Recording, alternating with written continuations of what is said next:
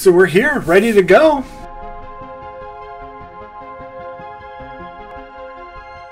I want to start off by saying this has been a lot of fun to just prepare. It's been a lot of work in this past 2 weeks, and it's finally time to hopefully bring some games to the people that are sheltering inside. Bring some money to the people who are out there working, trying to get everybody help. Let's get started.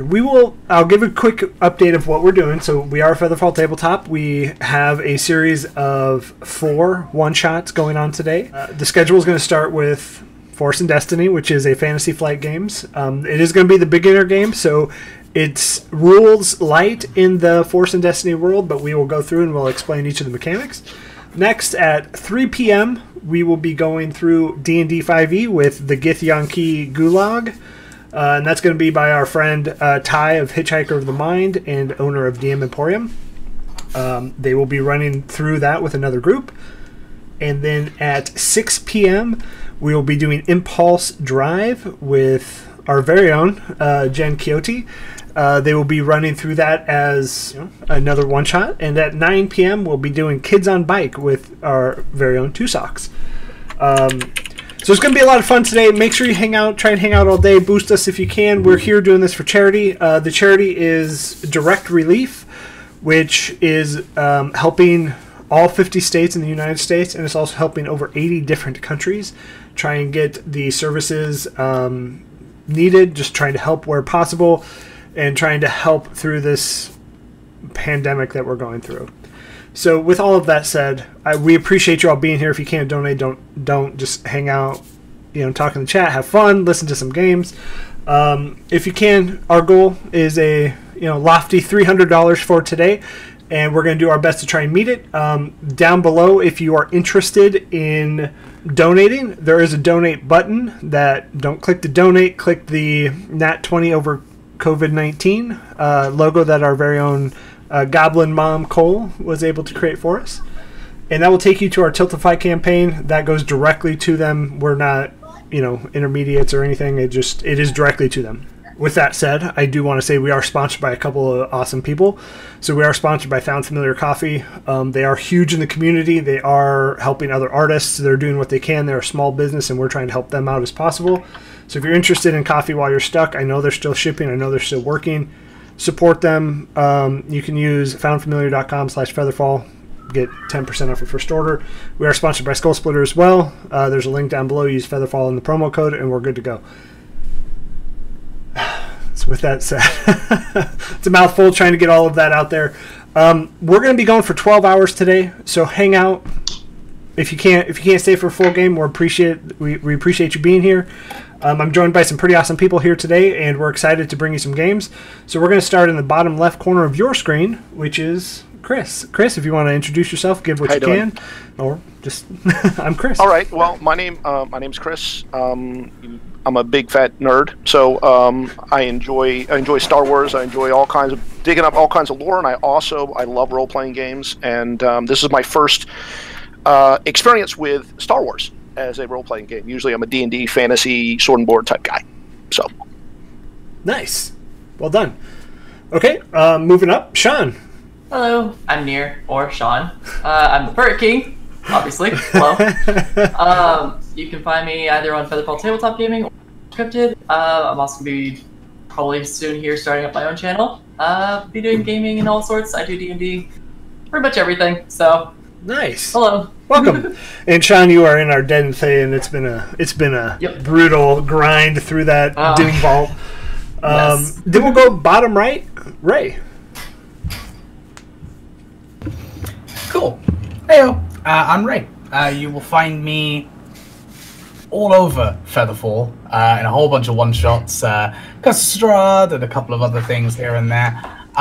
You can find me on Twitter, Bearded Baymax. That's pretty much the only place I'm at these days, or in the FeatherFall Discord. So, yeah, looking to help some guys out. I'm also in one of the games later as well. We're going to be playing Impulse Drive towards, well, a good few hours through. But, yeah, looking forward to hopefully raising some money for a good cause. And you started your own space Discord. don't forget to plug that. Yes. So for people who might know a little bit of what I do in real life, I study theoretical and astrophysics, and I know that there's a lot of people that have a lot of different questions about a lot of stuff to do with that kind of thing, but there's a lot of jargon around it and a lot of kind of judgment. So I have a little corner of Discord where I just kind of go through from the very bottom to the very top, nice and easy to understand, and a place where people can talk and chat without judgment. And nice. Yeah, so you can always get a hold of me if you fancy learning some stuff while we're all stuck indoors. Absolutely. And I do want to call out before we go to Clara. I'm not. I don't want to be rude, but we did get $5 from Con. I appreciate it. So we're well on our way. So last but not least, Clara. Hey everybody, I'm Clara. I probably know my wife a lot better. She's Jen Quixote. I'm relatively new to FeatherFall, but through Jen have been following you guys, and I believe I've done one shot before that was streamed. So if you caught that, we did a parody of the Golden Girls doing a Dungeons and Dragons RPG. I am more familiar with Dungeons and Dragons, but I'm really looking forward to the Star Wars setup. Awesome. That Golden Girls game was amazing. If you haven't seen that, go to our YouTube. It was hilarious. Jen did an amazing job DMing it. And I guess I'm Bob. I am owner of FeatherFall Tabletop. I'm one of the DMs here that try and keep it going. In the community, wherever you can find me. I do run the FeatherFall Tabletop Twitter and my own at BillyZ6219, but I don't even use that. It's just there. It's kind of whenever I want to post all the silly Hearthstone stuff I'm doing. So, introductions done. What do you say we get started? Let's play some Force and Destiny. So we're going to start with the opening crawl, as all Star Wars starts with. I wish I had some, Star Wars music, but it's copyrighted, so I can't use it. But alright, so this is the Mountaintop Rescue. It is a dark time in the galaxy. The Jedi Order has been destroyed and knowledge of the Force is all but lost. Only a handful of people sensitive to the Force remain, scattered across the stars, ignorant of their own destiny. Humble scholar Heathen Romand has preserved a fragment of the heritage of the Jedi. Traveling the galaxy, Romand stumbled across a number of people still strong in the Force and offered them what wisdom she could. Now Romand has been captured by Malefax, a servant of the dark side of the Force, compelled by Malefax to lead him to a lost temple rich in ancient knowledge. Romand has sent a signal to several of the Force-sensitive allies she has made over the course of her career. Drawn together to rescue their mentor, these Force sensitives now climb the snow-clad slopes of Mount Telek on the outer rim planet of Spintir. And so that's where you all start. And we'll start after a long and grueling grind. Y'all take 2 strain right off the bat. Oh, nice. Wow. Cool. Great starter set. So everybody take 2 strain. If you're looking through your character sheet, we're going to go through this as a group. So I'm going to pull Dow's up. And so many of you who are not familiar with Force and Destiny, we'll go through this together so you can kind of learn something while you're watching. Strain. So strain represents your exhaustion, mental trauma, and or being stunned. There's a couple things you can do with strain, but if you reach your strain threshold, you are incapacitated, which should be interesting. So, now that we're there, what you see is you stand at the bottom of a steep stone rise clad in snow and ice. It's not especially tall, but you will need to brave the elements to exert yourself to reach the top. The path continues upwards in a tight switchback exposed to the howling winds. To your left, several tall evergreen trees brush against the cliff face, where smaller trees cling to cracks in the rocks. A more direct route would be to scramble straight up the rocks and ice to the valley above. In any event, you have to go up if you're going to rescue Romand. What do? So at this point, you're standing at the base, and it is it's an easy climb if it weren't so cold and that winds weren't as hard as they were. So you have a couple of options of how you want to try and go up this mountain. How would you like to do it? I say we just go up. I was going to say, tackle it head on. Take a look around, perhaps, and see if there's any other resources we can use to make it easier. But currently, I'd say straight dead on till morning is probably the way to go. Okay. I can say, since this is the beginner module, there are a couple paths you can try. So you can try scaling the cliffs directly, which would be climbing them and not taking this path. You can try climbing up and leaping from tree to tree. You can search for another path to the top. Or you can make rig a makeshift climbing gear to try it. So those are going to be different checks if you want to try it. Or you can just head down and try and move it through the winds. I'm going to see what we have to do some climbing gear and make it a little bit easier for us. See, like, I can build, kind of tinker something out of what we have. So if you're going to try and, with whatever you have, give me a mechanics check.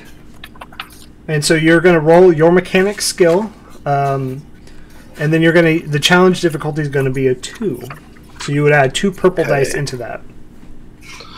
So that and 2 purple, correct? So 1 yellow, 2 green, and 2 purple. Correct. All right. All right. I got 1 success, 2 advantage, and 2 failures. 1 success, 2, and so what does the bottom end result read to you? It should just say 1 failure. Or 2 advantages, 1 failure. Okay, so what you're going to do, you're going to keep those advantages. You're going to pool all of those together. So note that you have 2, but you're going to suffer 1 strain from trying to climb up there and trying to make this. You throw what's going to happen is you're going to make this climbing gear, and you're going to try and start to climb up this mountain, and you slowly lose your grip, and you fall back down to the same steps you were at. Got it. Ow. Well, that's successful then. Did not work. Let's try looking for another path. Maybe a simpler one. Yeah. The easier solution? Just gonna look for a new path. Okay, yeah, so go ahead and roll your survival against 1 purple. So difficulty of 1. I have a green and a yellow. And 1 purple? Correct. 1 success, 1 threat. Okay. So again, much like an advantage, I'm going to note the threat on my end, and you pass. So you're walking around the mountain a little bit, and you see a much on the other side. So you walk around it, and you see it a side that's protected from the wind. And Dow, you're able to just cruise right up the mountain. Are the others following, or are you going to try your own path? Yes. So Serenda's following, Kaveri. I'm following. Yeah. I just motioned for the others to go up and bow. I'd probably be lost, but yeah, I'd definitely kind of follow everybody. Okay. Just saying that the rope it broke. It's weak. It's okay. Just can do it. So after 10 minutes of just easier travel than before, but still difficult, and it's a good climb. It's not easy, and so just so you know the setting, it is snowing, and it's a little bit above freezing, so all of that snow is melting a little bit, but it's just the ice part that's left, and so it's slippery. But having reached the top of the steep climb, you pause a moment to take in the view, and just so everybody can see it, I will be adding pictures to the Discord. Unfortunately, our audience won't be able to see it. But so as we get there, I'll reveal a map here in a second. You take in the view. It's just gorgeous. You see down below you, you're at the top of this peak.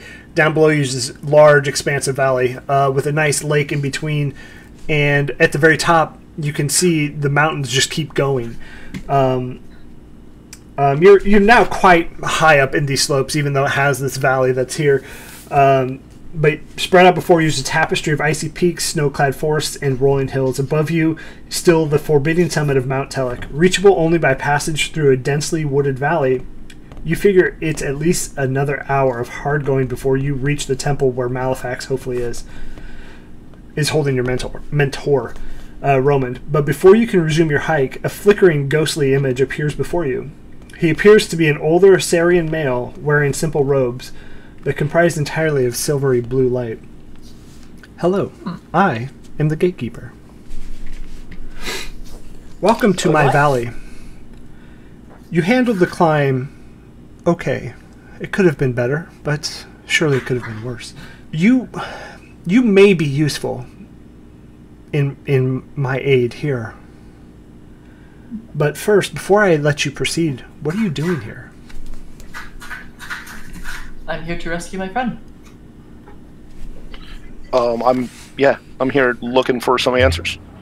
Answers to what?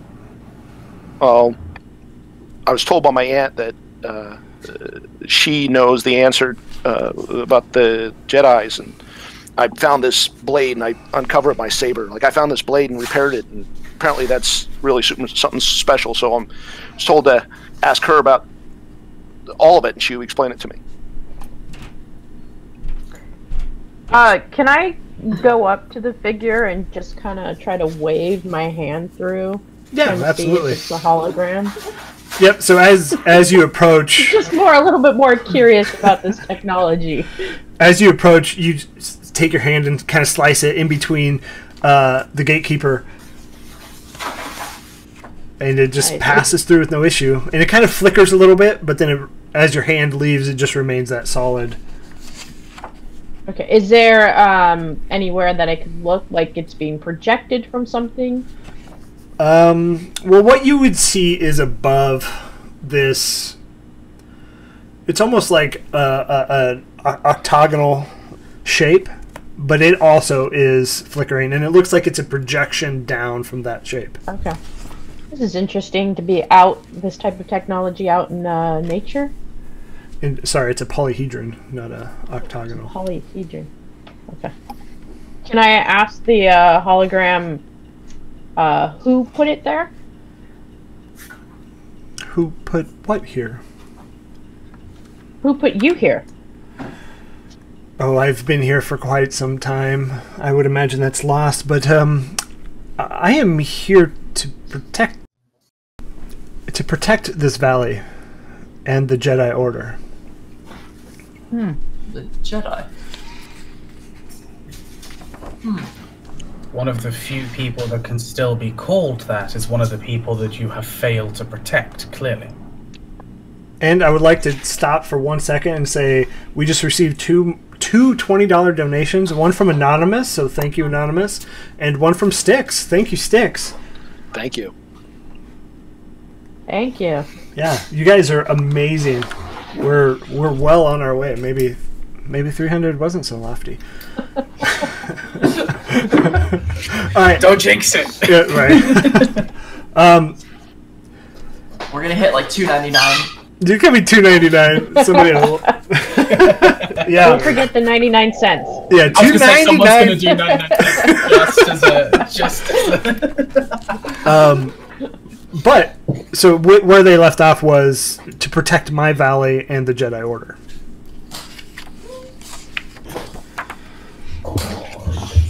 Yeah, no. Clearly you have failed at that task. Or have I? One of the few that can still be considered by the name Jedi is currently in trouble. In this very area, in fact. And how do you think you got here? Are you saying that you called us here? I was an assistant in that, yes. Oh. That makes sense. So you're not a guardian, you're more of a messenger. To an extent. Well, where is Roman? I believe Malefax has Roman in the temple, which you'll have to work your way through. But before you do, again, you I need to know, are you altruistic in what you're doing here? I would do anything for Roman. I'll do anything to protect my friend. Okay. So what we're going to do, Kaveri, you're going to roll a negotiate check against the Gatekeeper's Cool. So your challenge will be 1 red and 1 purple against your dice. All right.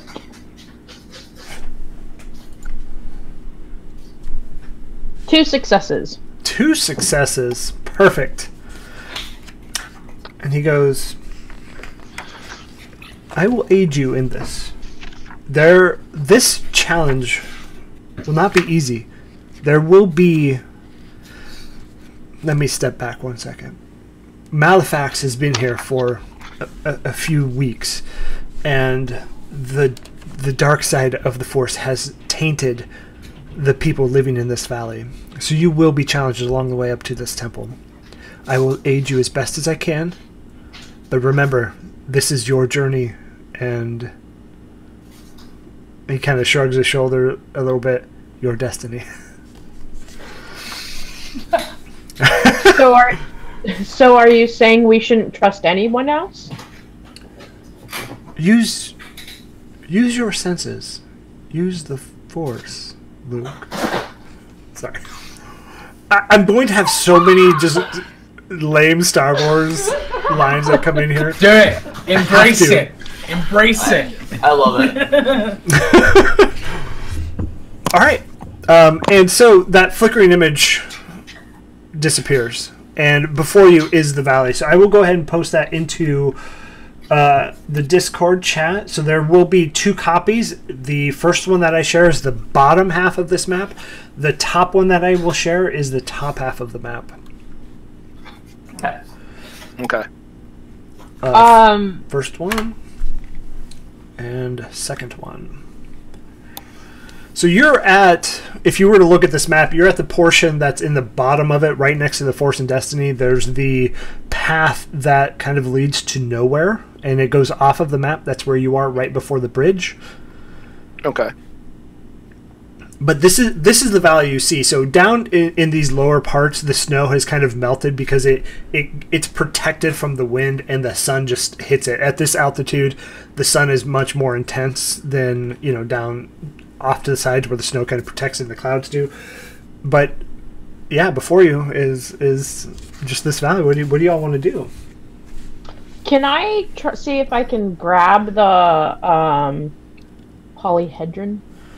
So as the gatekeeper disappeared, so did that projection. So did that polyhedron. Wow, that was interesting. It's pretty cool to have tech that. Yeah. Whether it was just technology is another matter. I don't think the technology is important. Important is getting to this temple. But it was cool, right? I mean, all right. Taras just kind of rolls his eyes, turns, and just starts walking away a little bit, clearing some distance. I'm still just looking up a little bit, going like, "Huh, all right," and I follow. So I'm guessing we're at where it says the valley area on the map, and we need to get down from there. I'll head out. Set out. Okay. Oh, all right. So as you move forward, you cross this bridge, and below you is a steep ravine. And to your right, you see this nice waterfall, and you see, some ice kind of moving through it. But it's pretty. It's serene. And as you cross the bridge, the gatekeeper chimes in again. And the image is directly in front of all of you. So what is your order, actually, as you're crossing the bridge? I would assume I'm towards the front. I'll take the front. I'll take third, since I think somebody else over there taking the last. Okay. Yeah, I'll be in the back, kind of enjoying the sights. Okay. Sightseeing. I like it. Yeah. Okay. So Kaveri, you see the gatekeeper come out again, and sorry, I'm trying to deal with that other thing. You see the gatekeeper come out again, and just very calmly says, "A group of hunters now approaches your position. Their minds have been clouded by the dark side, as I said before. Even if you evade them now, they will hunt you. They are very skilled and will follow you all the way to the temple. I will lead them into a ruin not far from the lake, which you can see on the map. It's the ruins. I would take it as a great kindness if you would leave at least some of them alive. Please do not kill all of them. They are needed, and they have the balance of this valley. Go quickly. We only have moments, so run to the ruins and hide yourselves." And as that, the gatekeeper is gone. So you press through these snowy trees and across a bridge. And do you all run to that ruin, as he says? Yep. Yeah. No reason not to, so yep. And, yeah, so I just take 1 second. I wasn't going to call out my own donation, so I did put in 50 for the cause, but that's a little weird. Chris called it out. Thank you. But as you run into the ruins, how are you hiding? So I will post that map as well. All right. Is there any rocks to hide behind, or any boulders? Let me post the map and you'll be able to see it all. It is a pretty good battle map, if you want to say that. Oh, battle map. Ooh, nice. Oh, nice. Oh, yeah. Okay. So definitely places to hide. Yes, most definitely. So in that battle map, where would you like to hide? Can I pretend to be the statue over there? Be like a monk as a statue. Be like, yep, I'm a statue too. What? Absolutely, I love that idea. I'm also a statue. Is there a place that I can kind of look down on the ruins, or a little bit elevated? You could get up to the right and go that way. Okay. I don't know why all of my cameras stopped working today for some reason. It's like, nope, not today. But so to get up there, you will need to make, because it is pretty high. It's pretty close to the climb that you guys did. So if you can make an athletics check against a difficulty of 1 purple dice. I mean, it couldn't be the billions of windows I have open right now. No. 1 success. Okay, so yeah, you easily make it up there and are waiting. Tarast, what are you doing? Considering the whole, like, Tarast has been trying so hard to be a Jedi, but he's not allowed to be a Jedi, I feel like he's going to go for the whole, like, peacekeeper route. He's just going to go ahead and just stand, just wait for these individuals to show up. Nice. And I would like to say we have received 2 Twitch Prime subs today, so thank you, Gruffers Jr. and Zalbane, I believe. Thank you so much. We always appreciate that. All right, so moving, and sorry, Ray, say that one more time. Because I feel like, Tarast is kind of he's trying to be the model Jedi. So it's like, yeah, I'm just gonna stand here in the middle, nice and calm, nice and serene, and just wait and see if I can't love it keep my way out of this. Okay. And Serinda, what are you doing? So what I'm going to do is closest to Tarask, I'm going to get behind like a wall where they can't see me necessarily, but I'm keep my eyes on him. So if things go really badly, I can give him instant support and coverage. Love it. Love it. All right, so we have Kaveri up top. We have Dao kind of hiding behind some rocks.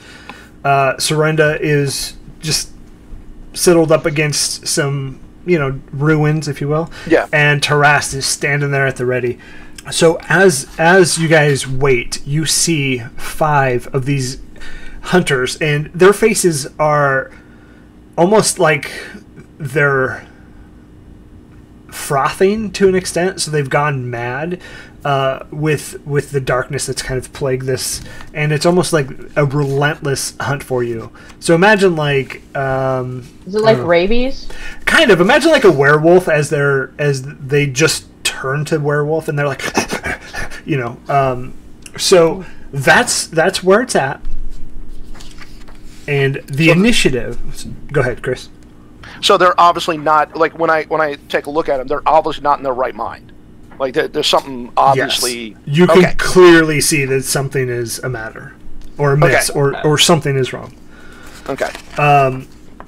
So with that, the initiative in this beginner book is already set, and it will be 3 PCs, so 3 players will go first, and then the hunters, and then that 4th player will go. Now, how they set this up, it's kind of goofy. You can change your initiative in that order, however you all decide, but it will be 3 players first, NPCs, 4th player. So, who would like to go first? Can I go first since I have a blaster rifle? Absolutely. And so, just to reiterate for the folks at home, so how Force and Destiny works, it's the movement is an abstract kind of thought process. So there's short range. There's engaged ranged. So that means when you are engaged with somebody, you are actively in combat. So in D&D, it'd be you're fighting 5 feet apart, right? There's short range, which is just a few steps away. Easy shot with a blaster pistol. It takes a single maneuver to move from short to engaged, or short range to medium range. So, and then there's medium range, which is the next one.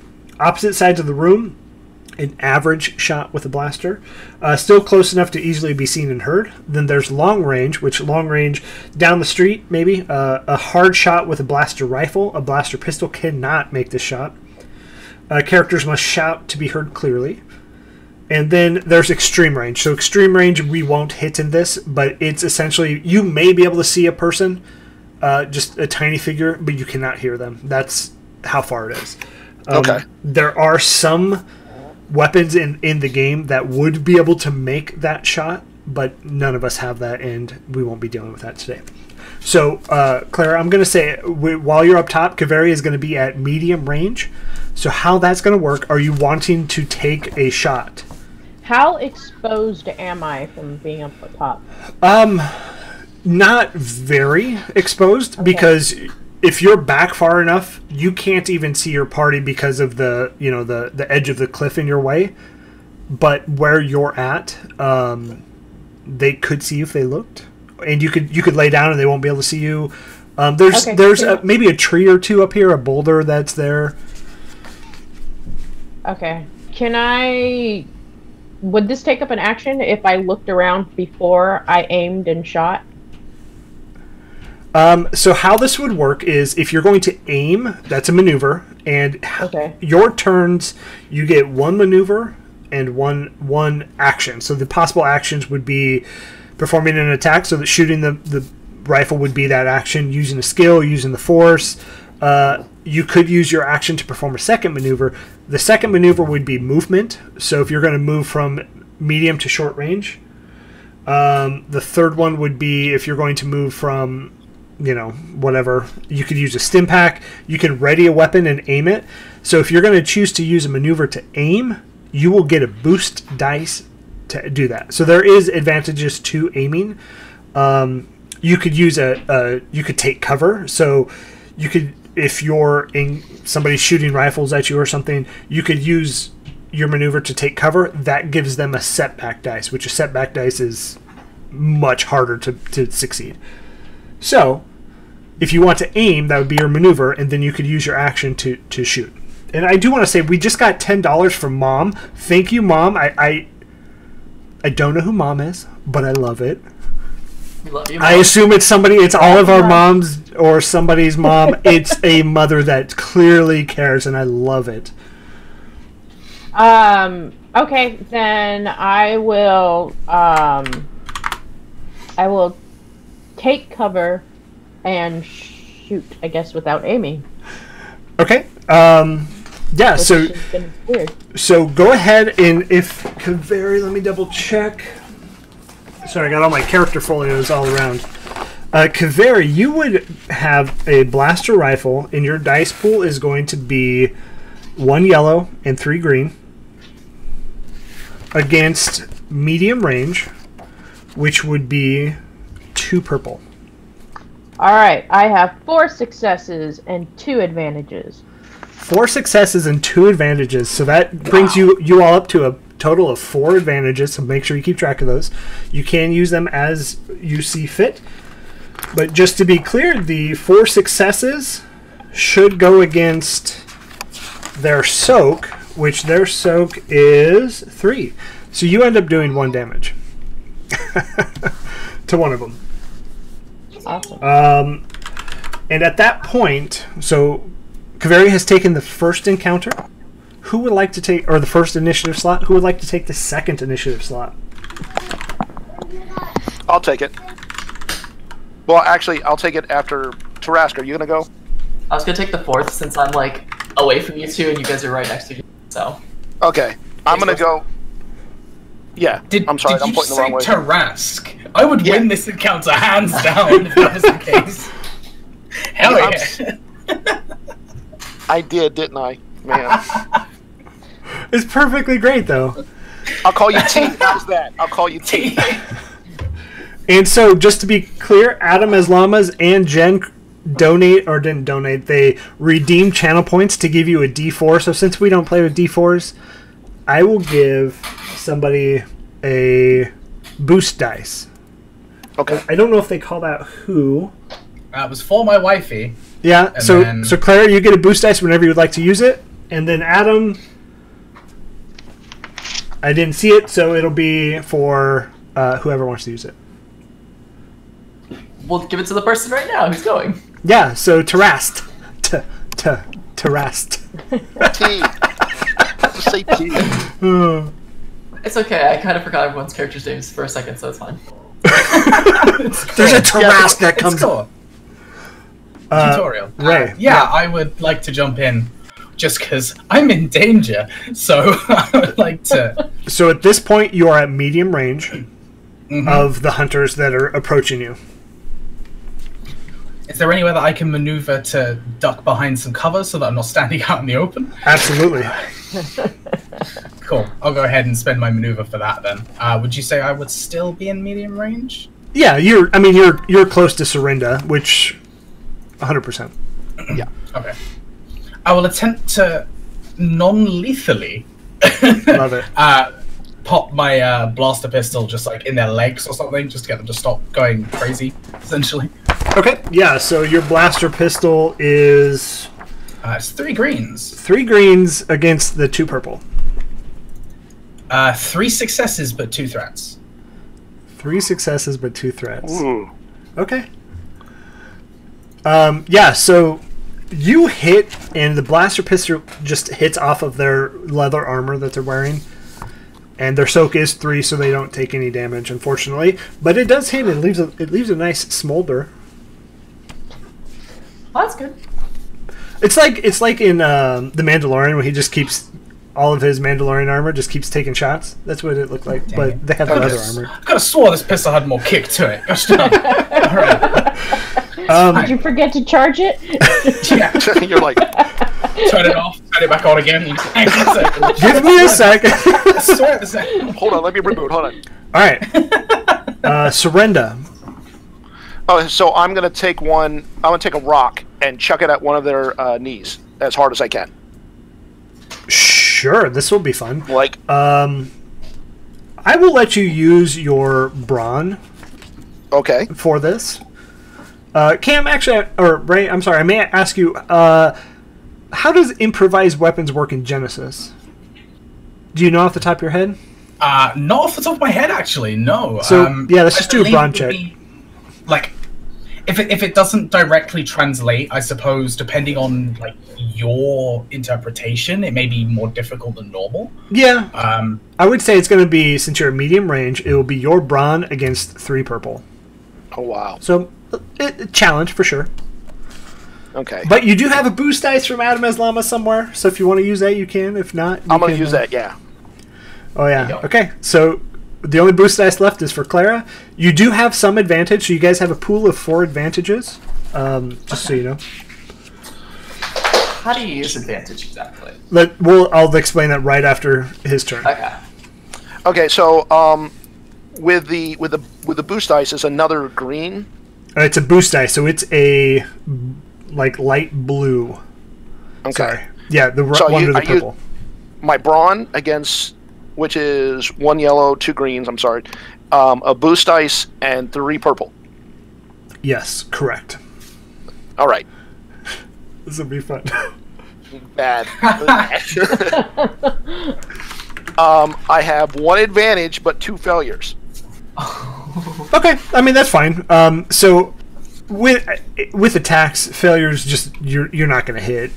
You throw a rock and it goes wide, and the hunters and then they're right back on you. Got it. So that's the first 3. So the hunters are going to go. They are going to. So they have a slug thrower rifle, which is pretty sweet. They are going to try to shoot at Kaveri up top. So they will have a setback dice because you are in cover, and they're going to try and shoot at Tarast. So those 5 are coming your way. I will do 3 to Kaveri. Actually, we're going to do 3 shooting, and then 2 are going to go from medium to short range. Okay, so so theirs is 1 yellow, 2 greens. Challenge rating of 2. They will have setback dice on all of them. They have 5 successes and 1 threat against you, Kaveri. So what is your soak? It is 3. So you will take 2 points of damage. Let's roll that next one. They roll on their setback dice 0. It was just an empty dice. All right. So again, this one goes to Kaveri. It's 2 advantages. Or I'm sorry. It's 2 successes, 1 advantage, 1 triumph. Oh my god, no. So, just so we can all explain, in a combat situation, a triumph symbol counts as a success symbol and thus makes an attack more likely to hit and deal damage. Further, a triumph symbol can be used to inflict 1 critical injury on the target if that attack succeeds. So, your soak is 3, correct? So the attack it succeeds, but I'm going to say it doesn't do any damage because it just counts as that 1 success. And Ray, keep me honest, I'm pretty new to the Genesis Force and Destiny. If it succeeds but it doesn't do any damage, it doesn't count as a success, right? Yeah, it's just kind of like your armor has blocked through. Yeah, so you wouldn't get that that critical would have been injury, dealt, which so. is nice. Kaveri's a fat ass. She just shrugs it off. Yeah. And then this one comes to you, Not said Tarast. slang. Wow, this one was not good for you, Tarast. This one was 5 successes, 1 triumph. Ow! So With a soak of 2? Ow! Ow! let's find that critical injury. So that I did. have literally no armor, and I'm tankier. I have it somewhere. Just 1 second. Even Literally. even behind cover, I just got popped in the arm or something. That hurt. So with your critical injury, you suffered just 2 strain. So it's pretty easy. So Sean, you asked the question: what can advantage be used for? So you guys have a pool of 4 advantages. They can be used to recover. 1 advantage can be used to recover 1 strain. You can spend 2 advantages to immediately perform a bonus maneuver. So you would have 2 maneuvers and an action. You can spend 2 advantages to gain a boost dice, which is, again, one of the most helpful dice in the game. You can spend advantage to inflict a critical injury, so it would count as a triumph if you succeed. And then you can spend an advantage to do something else appropriate to the plot situation, which we would kind of see as fit. Now, threats, if you guys roll threats, I keep that tally for myself. I can spend 1 threat to cause a PC to suffer 1 strain. I can spend 2 threats to allow the target of the attack to immediately perform a bonus maneuver. So if Kaveri wants to shoot at a hunter, I can spend 2 of those threats to hide, and it would essentially give a setback dice. Or I could just spend those to give a setback dice anyways. I can spend 2 threats to add a boost dice to my hunters, or I can spend a threat to do something else plot appropriate. So the other 2 are going to just move from medium to short range, and we're back to the 4th PC. So Dow. Hello. I'm hiding behind a statue, pretending to be it. They're approaching into closer range with us, right? Correct. 2 have approached. 2 are still sitting back at medium. So I guess I'm within short range of them then? I'm guessing to 2 of them, melee? correct. To do melee weapon attacks, I have to get to engaged, right? Yeah, it's yes. So you would spend your maneuver to move from short to engaged, and now you're in melee range. Okay. Then I'm gonna do that and engage. So whack him upside the head with a walking stick. Love it. All right, so your walking stick, Dow, is 3 green, and it does 5 damage on a hit, plus 1 damage per success symbol. okay. Yep. So your 3 green against 1 purple. It's pretty easy. So it's 3 green versus 1 purple? Everybody's calling to donate now to save Ray. 3 successes, 1 advantage. 3 successes, 1 advantage. So So something I was doing damage? incorrectly, and this is my fault, is the damage plus the 3 successes. So it should be 8 damage to their soak. Their soak is 3, does 5 damage. Yeah, so I have a question because when I did my blaster rifle, it says you deal 9 damage plus 1 damage per success. Yes, I messed that up. So it should have been, So that would have been 10. yeah. And then they have a soak of 3, so that would have been 7. So that is my fault, Okay. 100%. Hey, I know how to do math! Yeah! Alright. Anything else from Dow? I believe that's your maneuver and your action. Yes, and then I guess so you can do advantages against people, right? You so you can use your advantage to give me a setback dice if I want to attack, or you can give a boost dice to somebody. I'll give a boost die over to the next person I guess who attacks them then. Okay, yeah, so it would be back top of the order. You guys don't have to stay in the same order. So if there's an advantageous, so say Tarast is getting hurt really bad, Right. Yeah. they can move. You can let them go first and move. But so we are top of the order. First PC. Who wants to go? I want to slash, please. Okay. Okay. Otherwise, Yes, he is going please to save turn yourself. around and pop me. So also you were granted a boost dice from Jen. So be sure to use that as needed, and from Sean. So you have 2 boost dice. Hello. Yep. Yeah, Tarast is giving into the dark side. He's gonna go ahead and maneuver to get engaged with the other person that's at short range, pull my saber, add that boost die, and just... Also, it looks like, just so everybody's clear, Jen will donate an extra $5 for every donation that comes in during this combat. So, Oh, nice. just to be clear, if you guys are all interested, some Suddenly some everyone perks. starts taking their turns very slowly. This is gonna be the longest fight of your life, okay? Okay, Right, okay, lightsaber. there is a light. Sorry. So what do we got for the lightsaber? Wait, lightsaber. There's a light that I love it so much. Just gonna have to pull it out every 2 seconds. I regret. We went to Disney World, and I 100% regret not doing the lightsaber. Yes, you definitely have done it. So many regrets.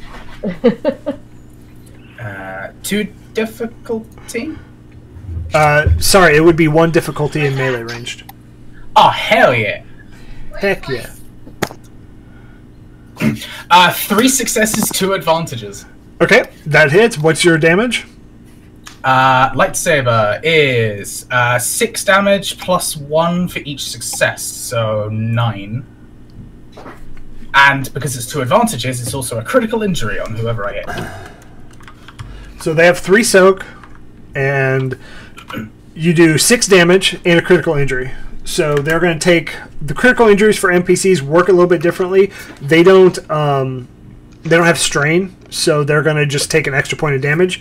So you do a total of 7 damage, same as Kaveri's blaster rifle up there. But they're still standing barely. Barely! Really? Saber across the chest. Oh, wait, sorry. Did you hit the same one that Dow hit? Whoever was the closest one to me. So yeah, there were 2 very close to you. So there's the one Dow hit, and then the one... Oh, you decide. You decide. It's fine. Well, sure, we could take one out. How do you want that to happen with... I flapped a guy upside the head and you thwapped him on the back. I mean, not to be too graphic, but you come in with a lightsaber and just plunge it, and... I was going to say, yeah, nice, clean, and simple. It's not going to be too dramatic. Just a quick... It's not going to be a Qui-Gon or anything. Where's the death noise? The Wilhelm scream, yeah. Yes. Spoiler alert, Qui-Gon didn't make it. Alright. So, Taralis... I like the Guardian said, don't kill too many of them. Well, you only one.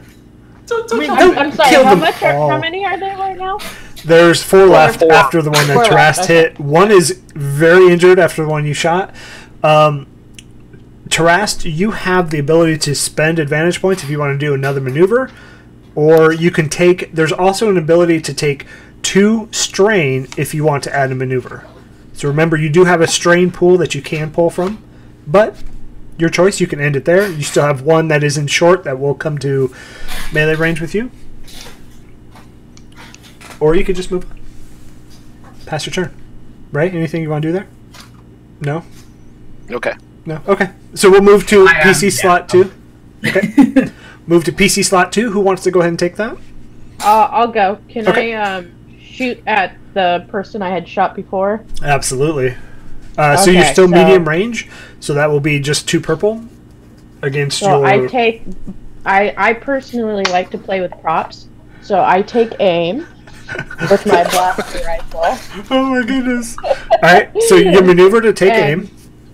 And shoot. So with the maneuver to take aim, add yourself a boost die to your attack. I'm sorry, which one was that again? The boost die is the light blue. Okay. And let's see. And Kaveri, I think you had 1 yellow and 2 green. Yep. Oh, 3 and then green. What's the difficulty? 2 purple. Alright, I've got 3 successes, 3 advantages, and 1 triumph. Ooh. So, alright. Snap, son! To be fair, this person is extremely dead. I imagine there's no body left, and it just like disintegrates into a pile of ash. Wilhelm scream again. Yeah, exactly. I don't even think he's part of the timeline anymore. I think he's just been removed. Yeah, he's been erased from history. Done. It helps when you have props. It just makes it that much more powerful. Apparently so. Exactly. Oh my goodness. Yep, Hitchhiker of the Mind, thank you for the $5. Love you. And Clara disintegrated somebody. Holy cannoli. So we're at 111 of 300. This is amazing, everybody. Oh, good Awesome. job. Thank you, everyone. Love every single person in this community. How many advantage do we have now? How many advantage was that? Did we capture? Oh, I'm sorry. Yeah, no, I was going to say you got 2 advantage from that, so that's like 6. Oh god, we're at so many advantage.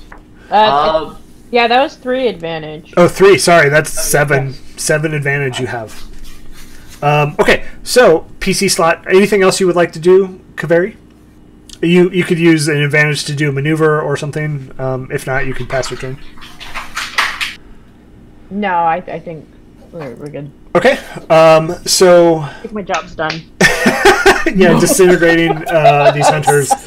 So we do have PC slot number 3. And just to be clear, Dow, the one that you were in melee with, has fallen dead. There's another one in short, and then there's 2 more in medium range from you.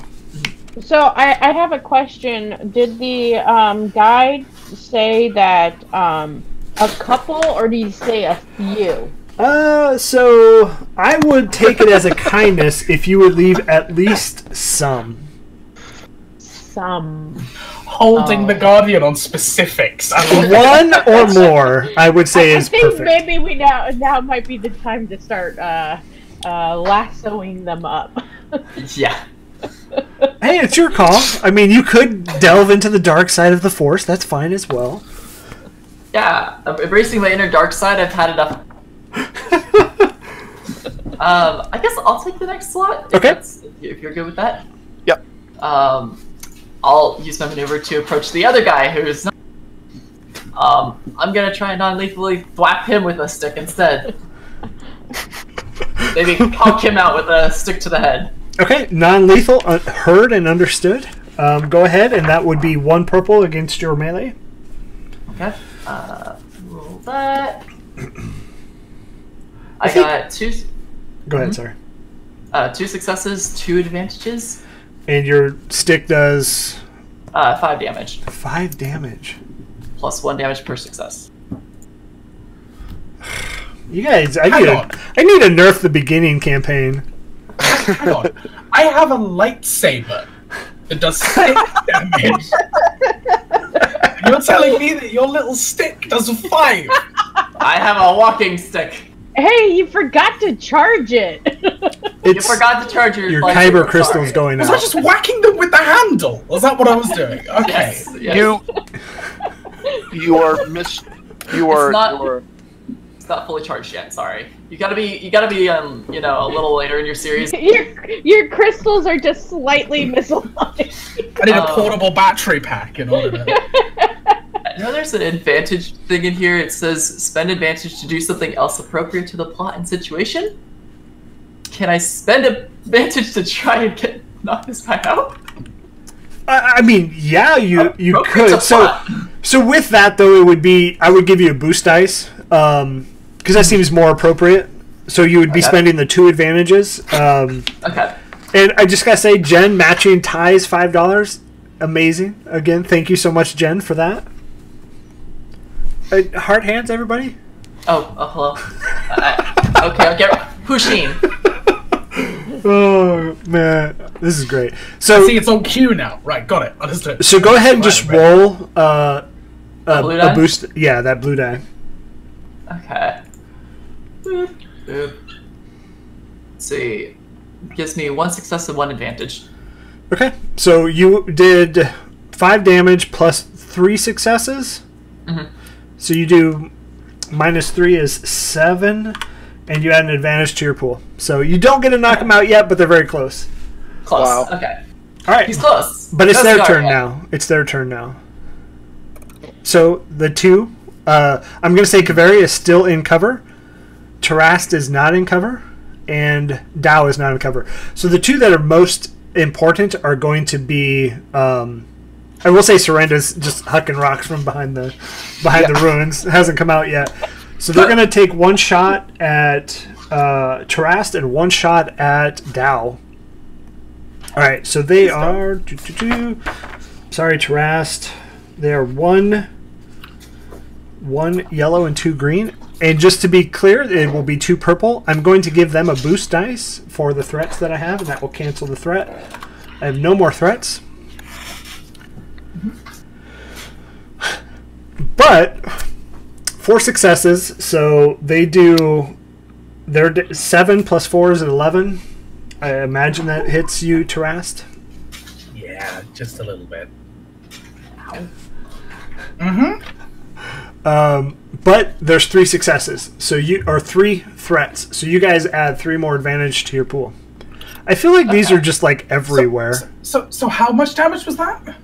7 from the rifle, plus 4 from the thing. So 9. 9. I'm down. And with that shot, you see Taras just fall. And then the next one's going to take a shot at you, Dow. They do not have that boost dice anymore. Oh, good thing. Oh, yeah. Good. Woo! They don't hit, so they just rolled 2 advantage. That's all they have. So I now have 2 advantage. So that shot kind of shoots to the ruin behind you. I would say it's pretty close to where Surrenda was hiding, and you feel it on the other side of that rock just hit and leave that scorch mark. I look over at the rocks like, don't find them. And all right, so we're back to the PC slot number 4, which would be you, Surrenda. You have Tarast down. 2 of the hunters are down. 3 are left standing. 1 is in melee range with Dow, and the other 2 are at medium range from you. So you can use that maneuver to go to melee, or you can. I'm going to go to Taras and use a med kit or use a stim pack on Taras. Okay, so I will look over and see it and go, oh my god, and like jump over and run and do that. So you would have to use your action as a maneuver. So one maneuver would be to, let me double check that. Yeah, one maneuver would be to move to Tarast. The other maneuver would be to use the stim pack. I don't see what the stim pack actually does. Heal 4 wounds on a living creature. Perfect. Heals 4 wounds on a living creature. You're on mute, Ray. Yeah, I also need a critical injury. When you exceed your wound threshold, take a critical injury. Oh yeah, so then you would take 2 more strain. Or is that that's not your second critical injury, is it? Yeah. It is your second critical injury. Different table. Wow. So you suffer a setback die on your next check. No ongoing effect. Oh, that's good at least. But so it does say what the stim pack does, correct? And you guys called that out? Yep. We have 6 stim packs, I believe, and then it says use a maneuver, heal 4 wounds. Yep. And then it's consumed straight after. Yep. Perfect. Love it. So yeah, take one from your inventory. Tarast, you're back up. I'm gonna say you're prone, but you're not dead. All right. So those are your 2 action and maneuver. Anything else you want to do, Surrenda? No, I'm going to just sit there and kind of stand over Taras until he gets up, and then just wait to go at it, because I'm tired of throwing the rocks. I'm starting to throw fist. Perfect. Okay, so now we're back at the top of the order. Initiative number 1. Who would like to go? I will go. Vaporizing people. That's cool. Yes. Tell me a little bit about the terrain. Is there rocks near where the hunters are at? Any trees that I could fire upon? Trying not to vaporize anyone. Sure. So there's rocks kind of all over. With blasters, you can apparently set it to non-lethal. I didn't know this was a thing in in Star Wars. I know it's set it to stun in Star Trek, but you can make non-lethal shots. So if you can, yeah, absolutely. All right. Well, if I can make non-lethal shots, then I will shoot at the closest one near Surrenda and Taras. Okay. So that one is that's the one that Dow has hurt pretty bad. Okay. Oh gosh. Please. I will say if you call non-critical or non-lethal, I will 100% give you that. Even if you go over their wound threshold by 1,000,000. I'm just trying to knock him out. I'm in this comment and I don't like it. She's just trying to take his kneecaps out. Yeah, sorry, my cat has come in and wanted to say hi to the stream.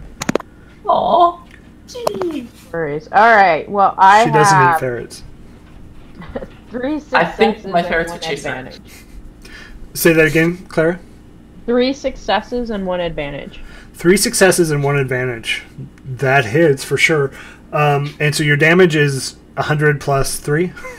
Yeah. Sorry, what is it? 9 plus 3? 9 plus 1 for every success. Okay. So that was 12. So that their can count. Yeah, their soak is only 3. So you, as you hit it, you catch it in the shoulder, the hunter in the shoulder, and they do fall down. Not dead. Oh, I can't forget my prop toy. Prop number 2. Okay. So would you like to use your maneuver, or are you good with just... Yes, I would like to jump down from on high. Okay. Can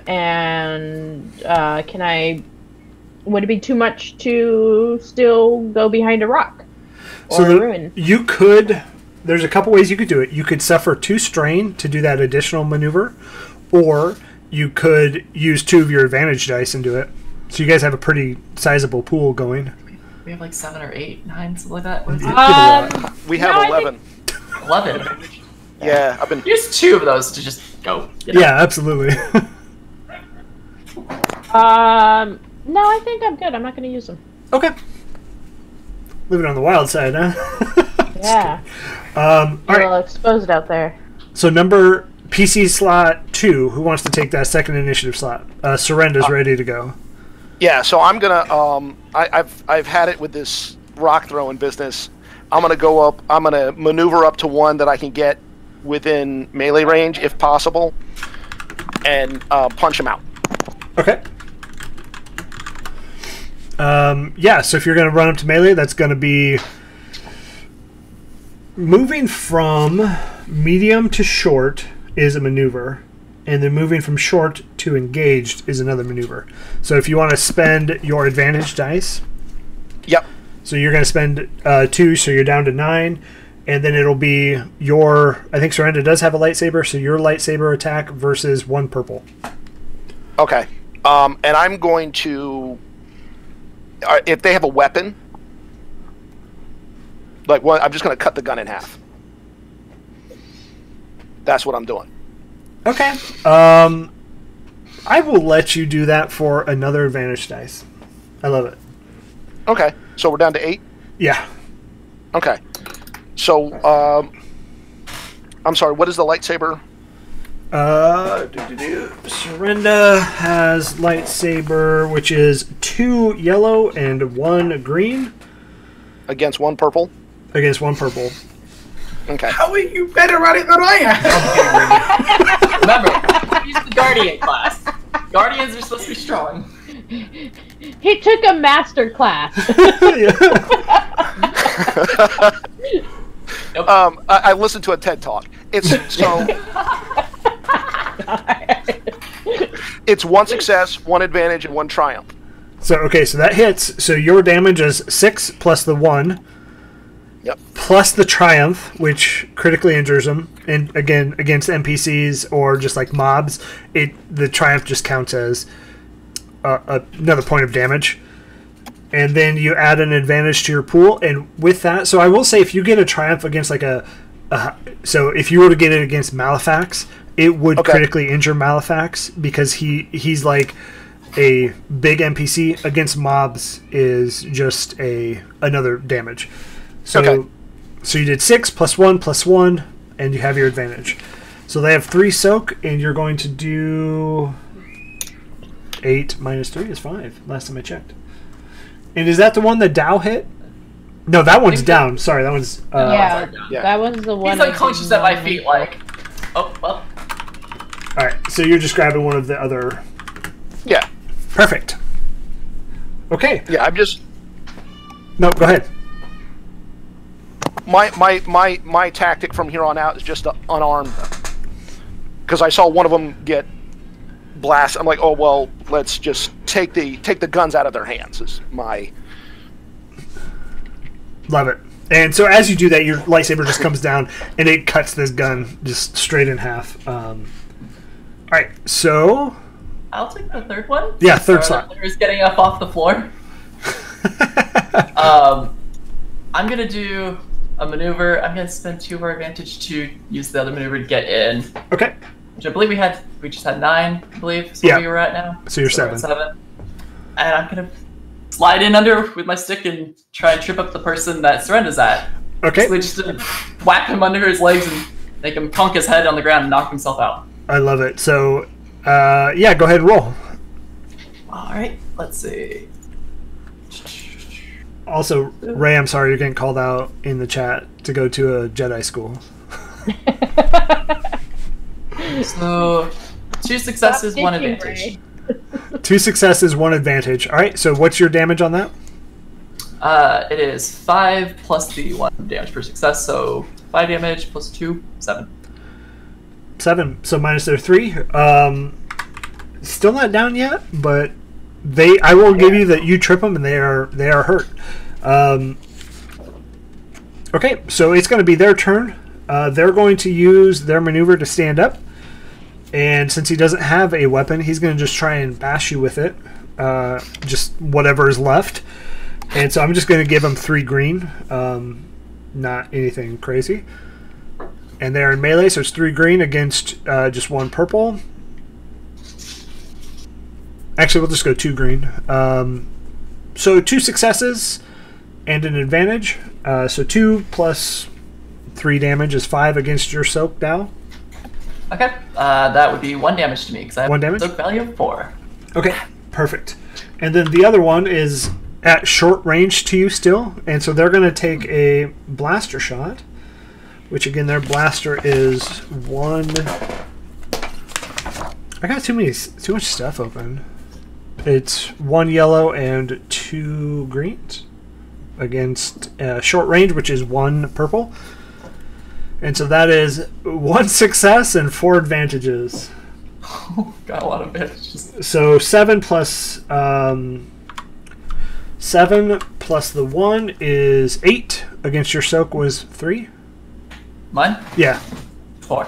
4. So you take 4 points of damage. Okay. And now we're back to Tarast on the ground. I would like to stand up.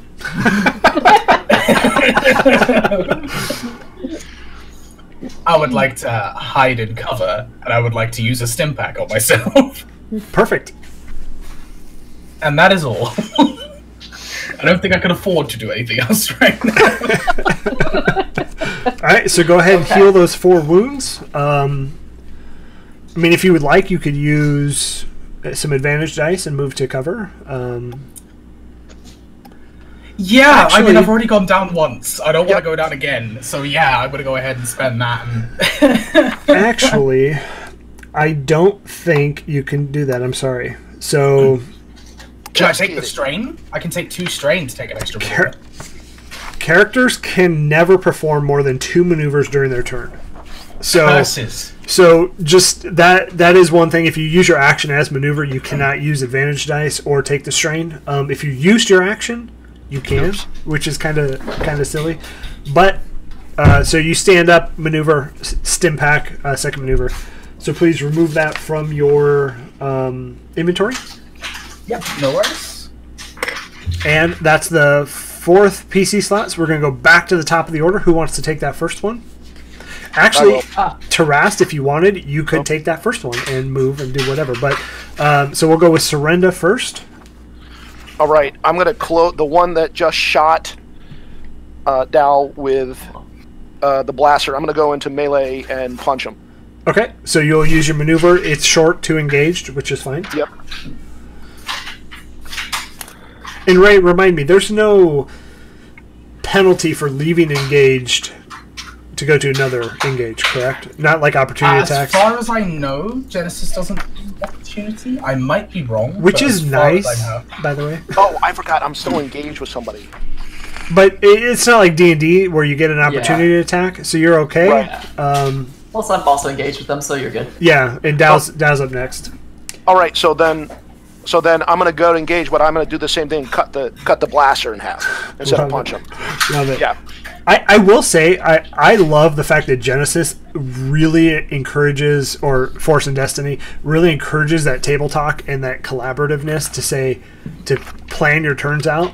That Yeah. I mean, just free initiative is amazing to me. Yeah.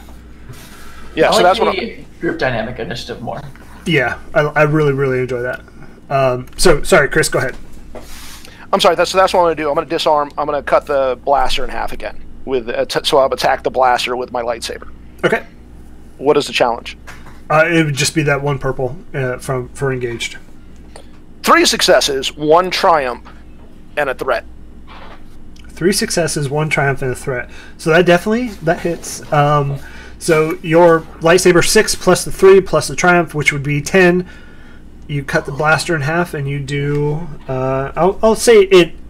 You do some spray damage as your lightsaber Gotcha. comes down, and you're going to do 7 points of damage. So both of these are hurting really bad. The 2 that are left. One's still incapacitated. 1 has been vaporized completely off of the face of this planet, and the other one is just lying You're dead. welcome.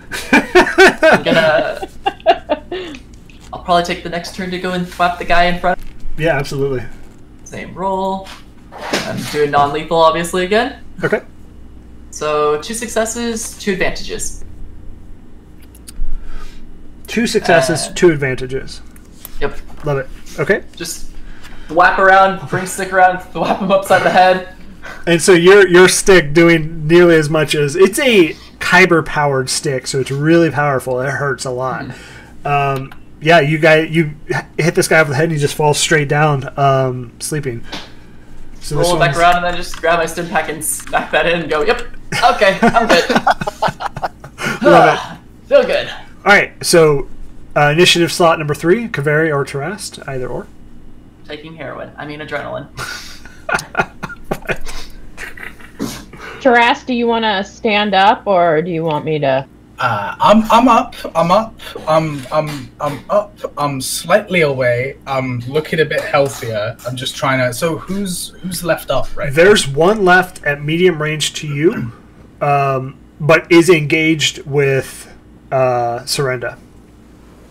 Okay. Could I? I'm thinking if I could maneuver, would I be able to get to a point where I could fire a non-lethal shot from my blaster pistol?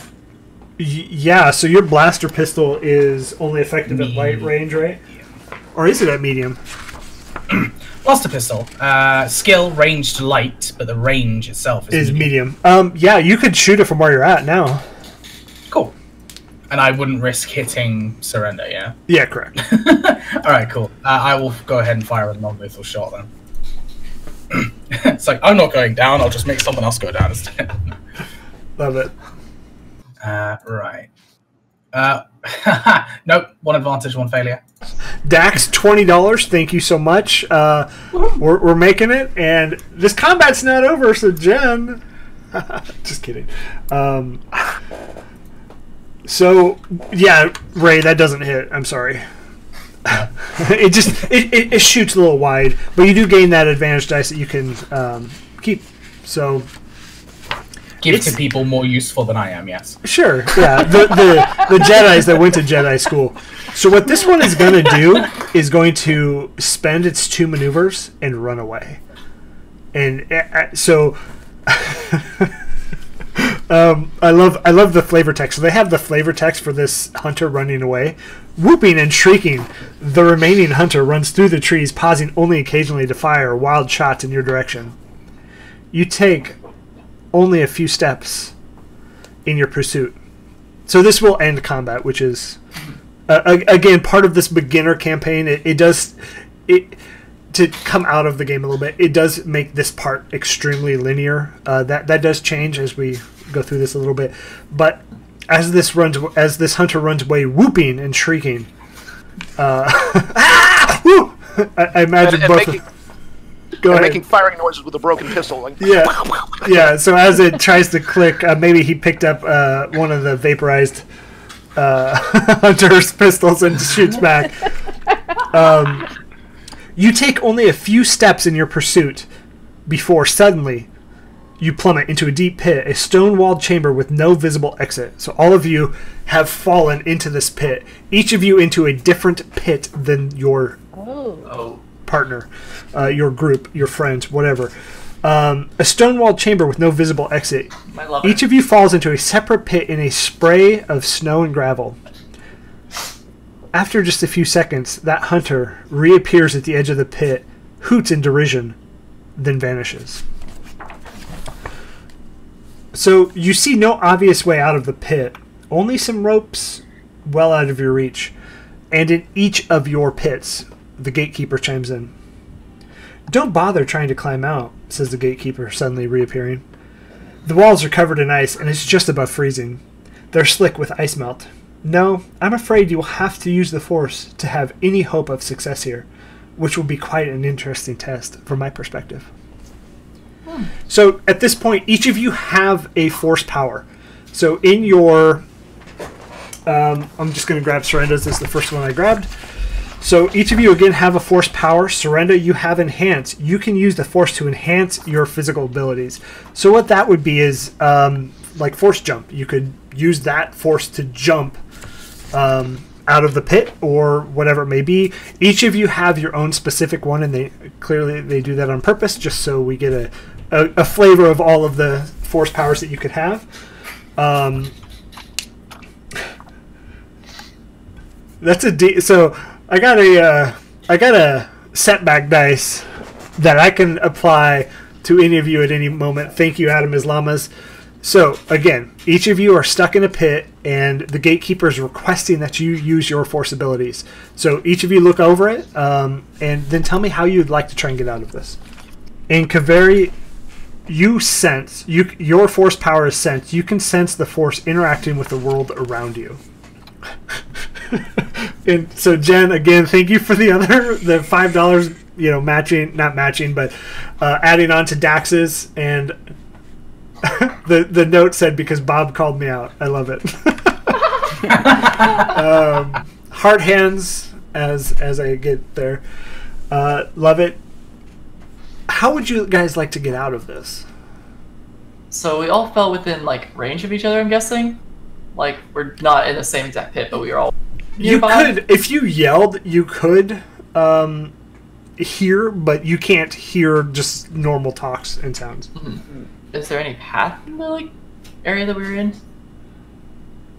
So it's just if you were to imagine just a hole that has ice melt all the way around it.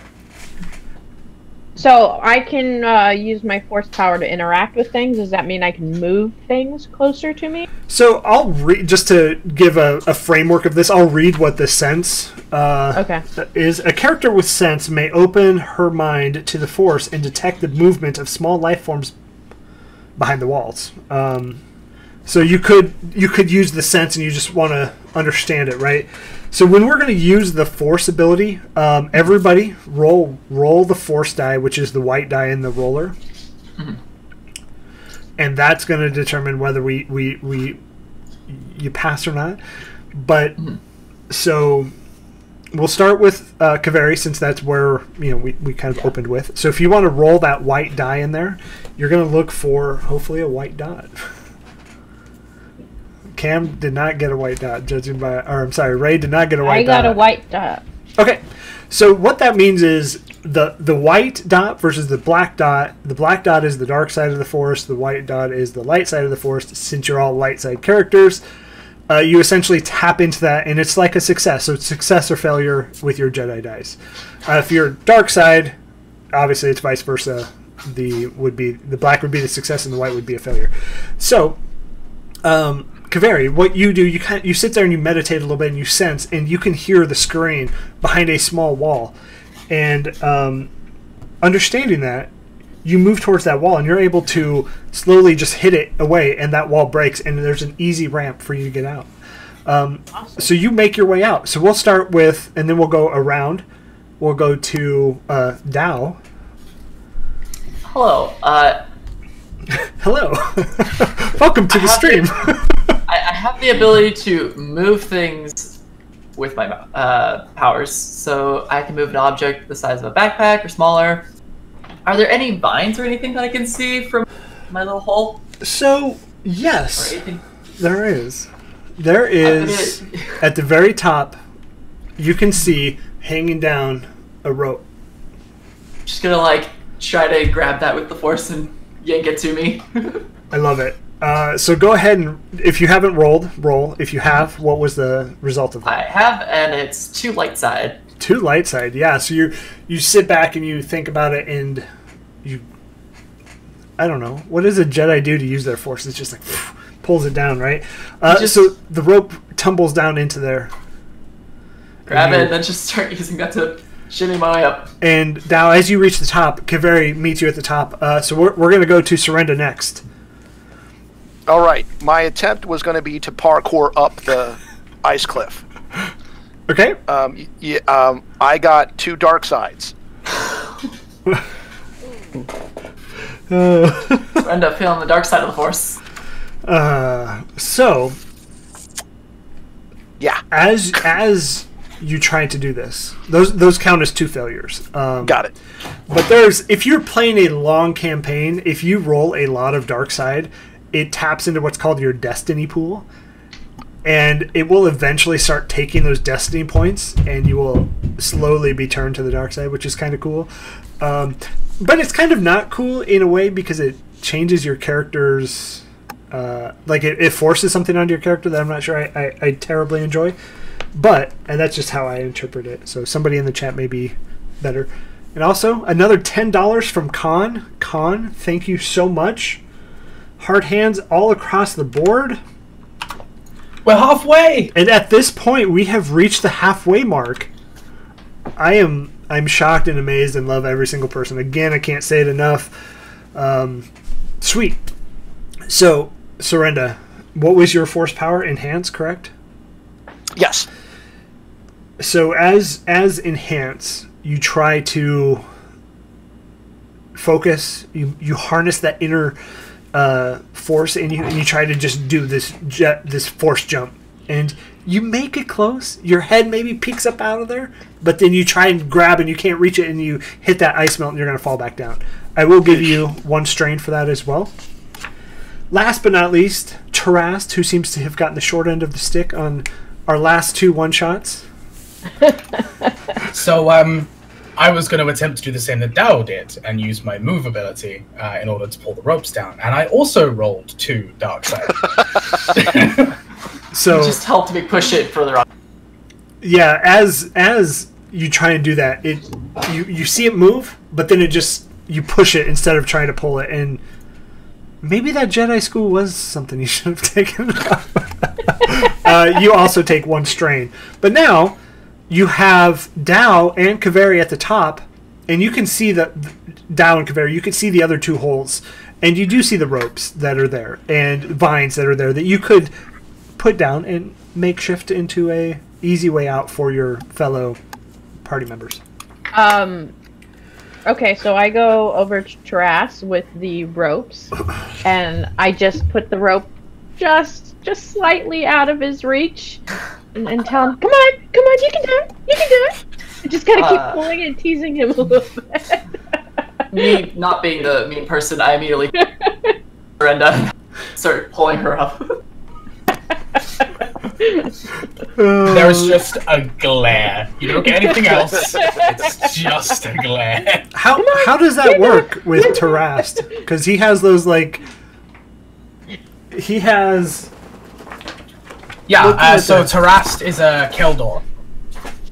So his eyes, He's always glaring. he's got the metallic covers over his eyes. So you just kind of see the covers, and then you just kind of see the eyebrows of the eye just.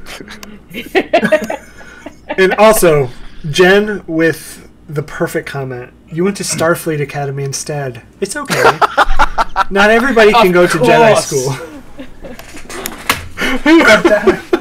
Too much Star Trek. Not great. So, at this point, all of you have Kaveri. I imagine you finally let Taras grab the rope or vine or whatever it may be. Yes. And Taras, you make it up to the top. And at this point, you all gain 10 experience points. So with Genesis, 10 experience points in your character folio. Just turn the page over. I have Tarast here. And Cam, I don't think, or Ray, I don't think you need help, but it's just the first one I grabbed.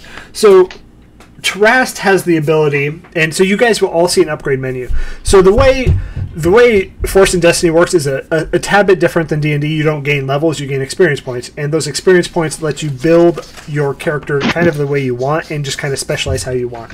So in each of these players have a career. You can go down the career tree and you can spend experience points that way to gain new feats, gain new, whatever it may be. But in this specific scenario, they kind of plot out 4 things that you all can pick from it, and this is your choice. So Terast, you can upgrade. Sticks and Stones. It is the Plo Koon race, and Plo Koon is pretty much amazing. So Terast, you can upgrade your athletics skill, which would give you another yellow die. Actually, it would give you the green die because your athletics is is just the one, which is associated with your brawn. So it would give you a yellow and a green, which would cost you 10 experience points. You could upgrade your stealth skill, which is 5 experience. It would give you 1 yellow. It would upgrade one of those green to a yellow. You could take the parry talent. So the parry talent, when you are hit by melee, brawl, or lightsaber attack, you may suffer 3 strain to reduce the damage dealt by that attack after accounting for the soak by 3. So it essentially gives you the ability to add 3 soak if you take 3 strain. And then force power upgrade, which would kind of be fun. Your move range. So your move power gains a range upgrade. Put a mark in the circle next to it. So spend 1 force point to increase the range at which you can affect objects. So that's also fun as well. So right now, which I would say right now your range is short with your move. You could upgrade that to medium, but you would have to have, the force point to get it. Yeah. And so does anybody have any questions on their upgrade skills? You said we have 10 experience points, correct? Yes, correct. And can we, save them? If we don't want to spend them all, or can we just spend them all first level? You can spend them all now if you want. I mean, it's... I don't think in this you get the option to do it again. Okay. So it's built this way so you can just go ahead and Question with the horsepower upgrade thing, it does say spend a force point. We only have the 1 force point, so do we use it and then it's done? Or do we get to just re-roll that? You just re-roll it. Okay. I was like, is it a power you can use 1? It's not a power that you can just use over and over again, but it is a power that can be used pretty frequently. So, okay. It doesn't actually. I don't know if it actually said that. So, is anybody in the chat familiar with Force and Destiny that may know that? Because that's the one I wanted to go with. Is my force power upgrade, but I don't know how this works. What was the question? Sorry. How often can you use the Force? Yeah. Can I just use it and then is it done, or can I just continuously use it throughout round? That is actually a good question. Because basically, using the Force is an action. Mm-hmm. So you would have to keep perpetually using your action to do something like that. And I was like, we have the 1 force rating. So, all right. I believe that your character sheet should have your... there's an amount of force points you have somewhere. I'm not entirely sure where. But, there is... Oh, there it is. Anyways, well, I mean, it's not terribly worried. I'm going to just assume everybody can use it all willy-nilly Okay. I do know it plays in with your Destiny pool, and I think those two are tied together. I'll look it up later. Alrighty. And to tie into the chat, Thrawn is 100% an amazing character. Read the books if you have the ability. Listen to the book on tape because it does Thrawn such a good favor, and it enhances that character. So also at this point, since you're out of combat, at the end of each encounter, PCs have the chance to recover strain. So PCs recover strain equal to his or her presence characteristics or ranks in the cool skill. So if your ranks in the cool skill are higher than your presence, so Dao, you have a presence of 3, your cool skill you have no ranks in, so I would you can recover 3 strain. If that makes sense. Then I've recovered my strain. And everybody, please do that. But our wounds are still the same, right? Wounds, unfortunately, are still the same. I have 1 wound. It's fine. Make a new sheet. It's just like, I'm so sorry over there.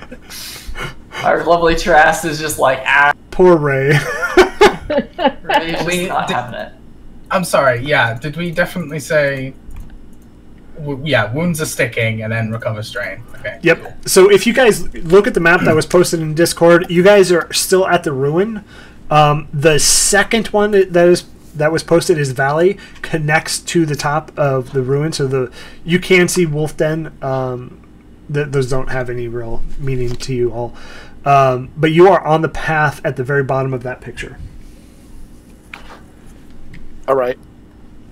Just to let you guys know, as far as we have a ton of advantage. So when we ever go into it, just know we have a lot of it and we can spend it. And How much is it? Just hoard it all for the final fight. Yeah. Who said there's a final fight? Just be friends. Join the dark side. I mean, Serena was on it. I mean, I was actually very low on strain. I was at about 3, so I'm just gonna have to spend a bunch to. I think in the next fight. What is our? How many advantage do we have? According to my record, we have 11 again. Wow. Okay. Because we were rolling really good with advantage. Yeah, you are. That's pretty amazing. So I also will say Dax redeemed a boost dice. I don't know who it was for, so I'll just throw it into the general pool. Please note that you have 1 boost dice to use as well. Alright. I have 1 too, so it's even. Kidding. I kid. All right. Let's... 1 boost. Do you want to continue? Yes. So I mean, we could leave. We could just go home. Let's just go home. You know, like this really stinks. Let's go. And that's it. 1 shot over, guys. Next one. So yeah, thank you all. Kidding. I'm sorry. Who's Roman? I don't know. It's not important anymore. I hardly knew him. That's fine. Yeah, let's continue. Miss Brenda, where can I get one of those? I just want one of these things, you know. So continuing on, I'm assuming. Yes. Yep. The temple rests at the summit of a steep cliff above you. A glimmering waterfall crashes from the temple grounds and into a deep chasm separating you from the trail up to the temple. Spanning the chasm is a tall, arched bridge of wooden beams, a sturdy-looking but primitive structure met at each end by a rude trail. It's just so rude. At the near side of the bridge, a pair of one-horned Avazi mercenaries stands guard, and another set is on the far side. You'll have to find some way across the bridge to reach the temple. So if you go to bridge, you're not going to see the one-horned Avazis, but you will see at each end there is a bridge. You are on the left side, and there are Avazis on each side of the bridge. How would you like to proceed to continue your journey? Can I use the force to see if there are maybe some animals around? Yeah, so go ahead and roll that force die. It hasn't been kind to me. Same. Oh, negative. Nope. So as you try to harness the force, this mystical power that is in all living creatures, you can't focus, and you're concerned about the one-horned mercenaries in front of you. And how far away from them are we? They're long range at this point. Long range. They have not noticed you yet, though. So, should we take another path around? Seems like the best idea. Let's take a look. I'm gonna take a look to see if there's another, like. How big is the? Hold on. I'm sorry. There's a picture right here. There's a picture. I have a picture. Are we on the left side of that bridge or the right side of the bridge? You're on the left side of the bridge. Okay. Okay, I see. There seems to be a cave system we could take. Maybe. Maybe not. Maybe. I mean, an alternate route would be smart. I'm thinking maybe we should, you guys, I think we should maybe look at this cave system over here. Good idea. Let's avoid the Yeah. cave now. Yeah. Okay. So as you kind of shy away from the Avazi, you poke your head into the cave and you notice it doesn't really go anywhere. Great cave.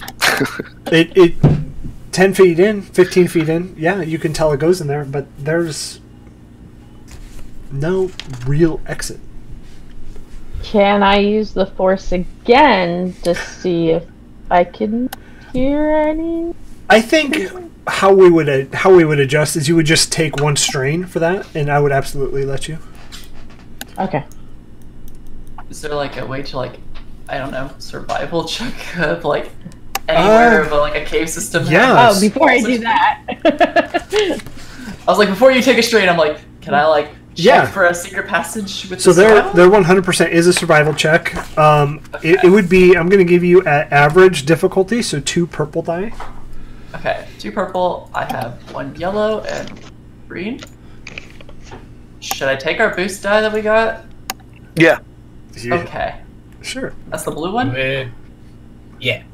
1 success, 1 triumph. That counts as a Hey! success in this. Nice. You find that as you're poking around, it's not what it seems. So there's a hologram of the cave, and you, as you're kind of maybe feeling around for buttons or something, you pass through this hologram.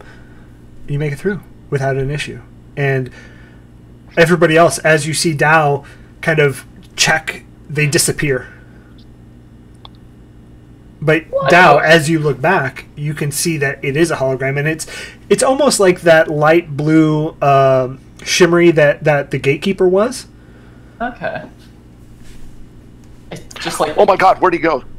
I put my hand through it. Ah! And then I go, my hand sticks probably through, and then I go and stick my head through. It's safe to come through. It's a hologram. Oh. More Thank tech God. trickery. Oh. And as you all walk through, give me a wisdom save. Just kidding. Wrong game. Wait a minute. Yeah, so as you walk through and you see this hologram, you do see that this route kind of winds and turns, but you see that there are, as you get towards the end of it, there are more and more things everywhere. And among those things would be like backpacks. You would see more just items strewn about. And then as you get closer, you see more remains of other animals. You see remains of bones. You can't really tell. The bones are picked pretty clean for the most part. And then as you look, maybe you take a chance to look at some of the things that you saw. You see that they are ripped and torn, and maybe some of them have like a slash mark through them or a bite mark. Yeah. Can I investigate some of these backpacks to see if there's anything of use in them? Yeah. That was good. Give me a perception. With normal disadvantage? I will say with easy check since you're there, so just 1 purple. Alright, 2 successes, 1 advantage.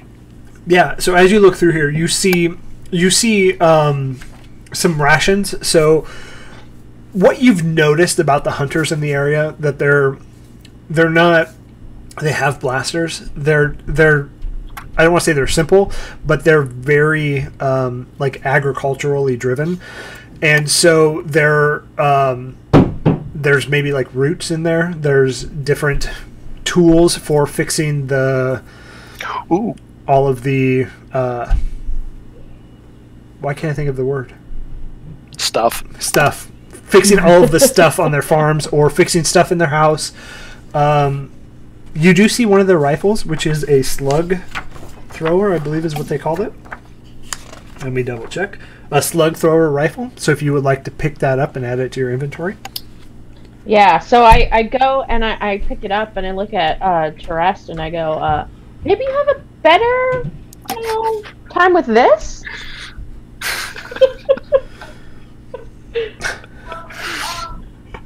And so if you do want to keep that, the skill is ranged heavy and the range is medium. Damage 7. Okay. So if you're interested. So I go, no, he doesn't seem like he was interested. So just put it back and swing it over my shoulder. Right. Love it. Okay. Don't hand it to me. I have a stick. A stick to slap people with. That's it. And Kaveri, this is worse than your rifle. So your rifle's, from like more modern area. These are almost like cobbled together rifles. So uncivilized. Kind of. So. Can I also pick up just some of the rations? Yeah, just sure. Kind of shove them in my pack. Yeah, it's various Just to get a food little hungry. stuff from the area here. You might get hungry later. Yeah. Little victory meal, I think. Yeah, victory snack later. Those tools are not well taken care of. It's a shame. This place is not taken care of. Also not in the slightest. 100%. So do you want to keep progressing down this cave? Yep. Let's get further. Let's go ahead and wander. Somebody wanted to Okay. keep something hidden. So as you make it through this cave, again, you on the other end you have the same hologram that you can see through, and you see the exit to the outside. And as you're walking, you probably notice a slight uphill. You have made it to the top of this, and there didn't seem to be anything in that cave. Oh, luckily we didn't run into anything. Weird, right? Probably. Okay. Foreshadowing. Totally weird. This is all Foreshadowing. normal. Ooh, love that. DM foreshadowing. All right.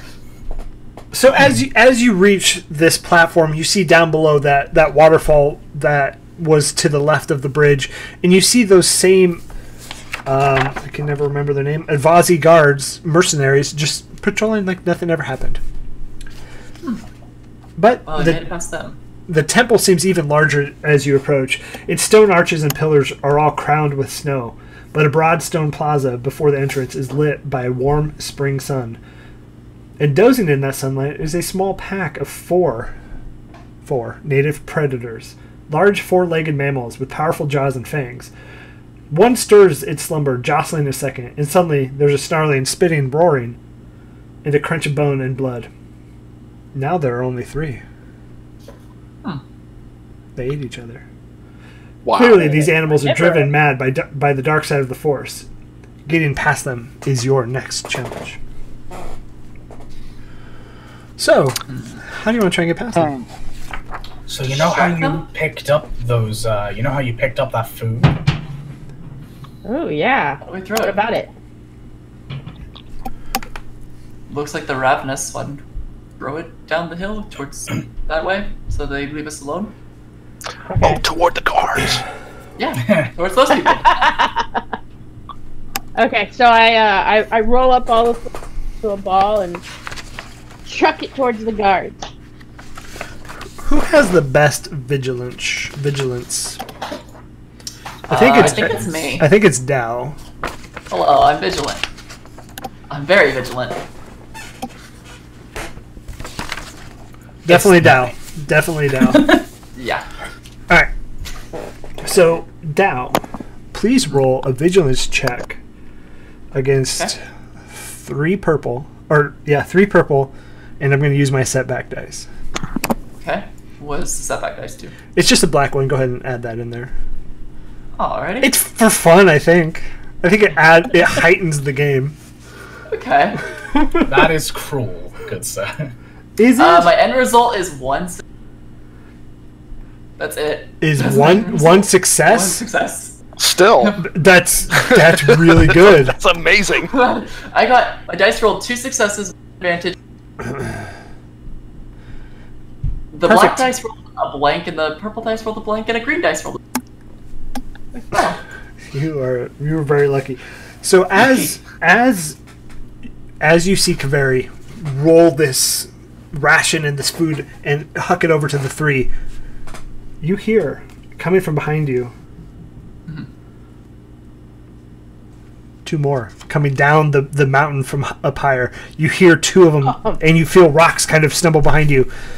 And we're going to go to initiative. Yeah. Woohoo!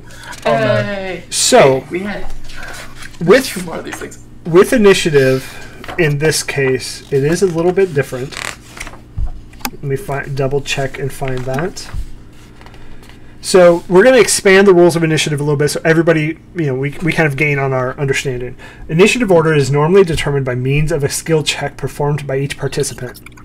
A character makes a cool check if expecting a fight. If the character was not expecting a fight, he or she makes a vigilant check.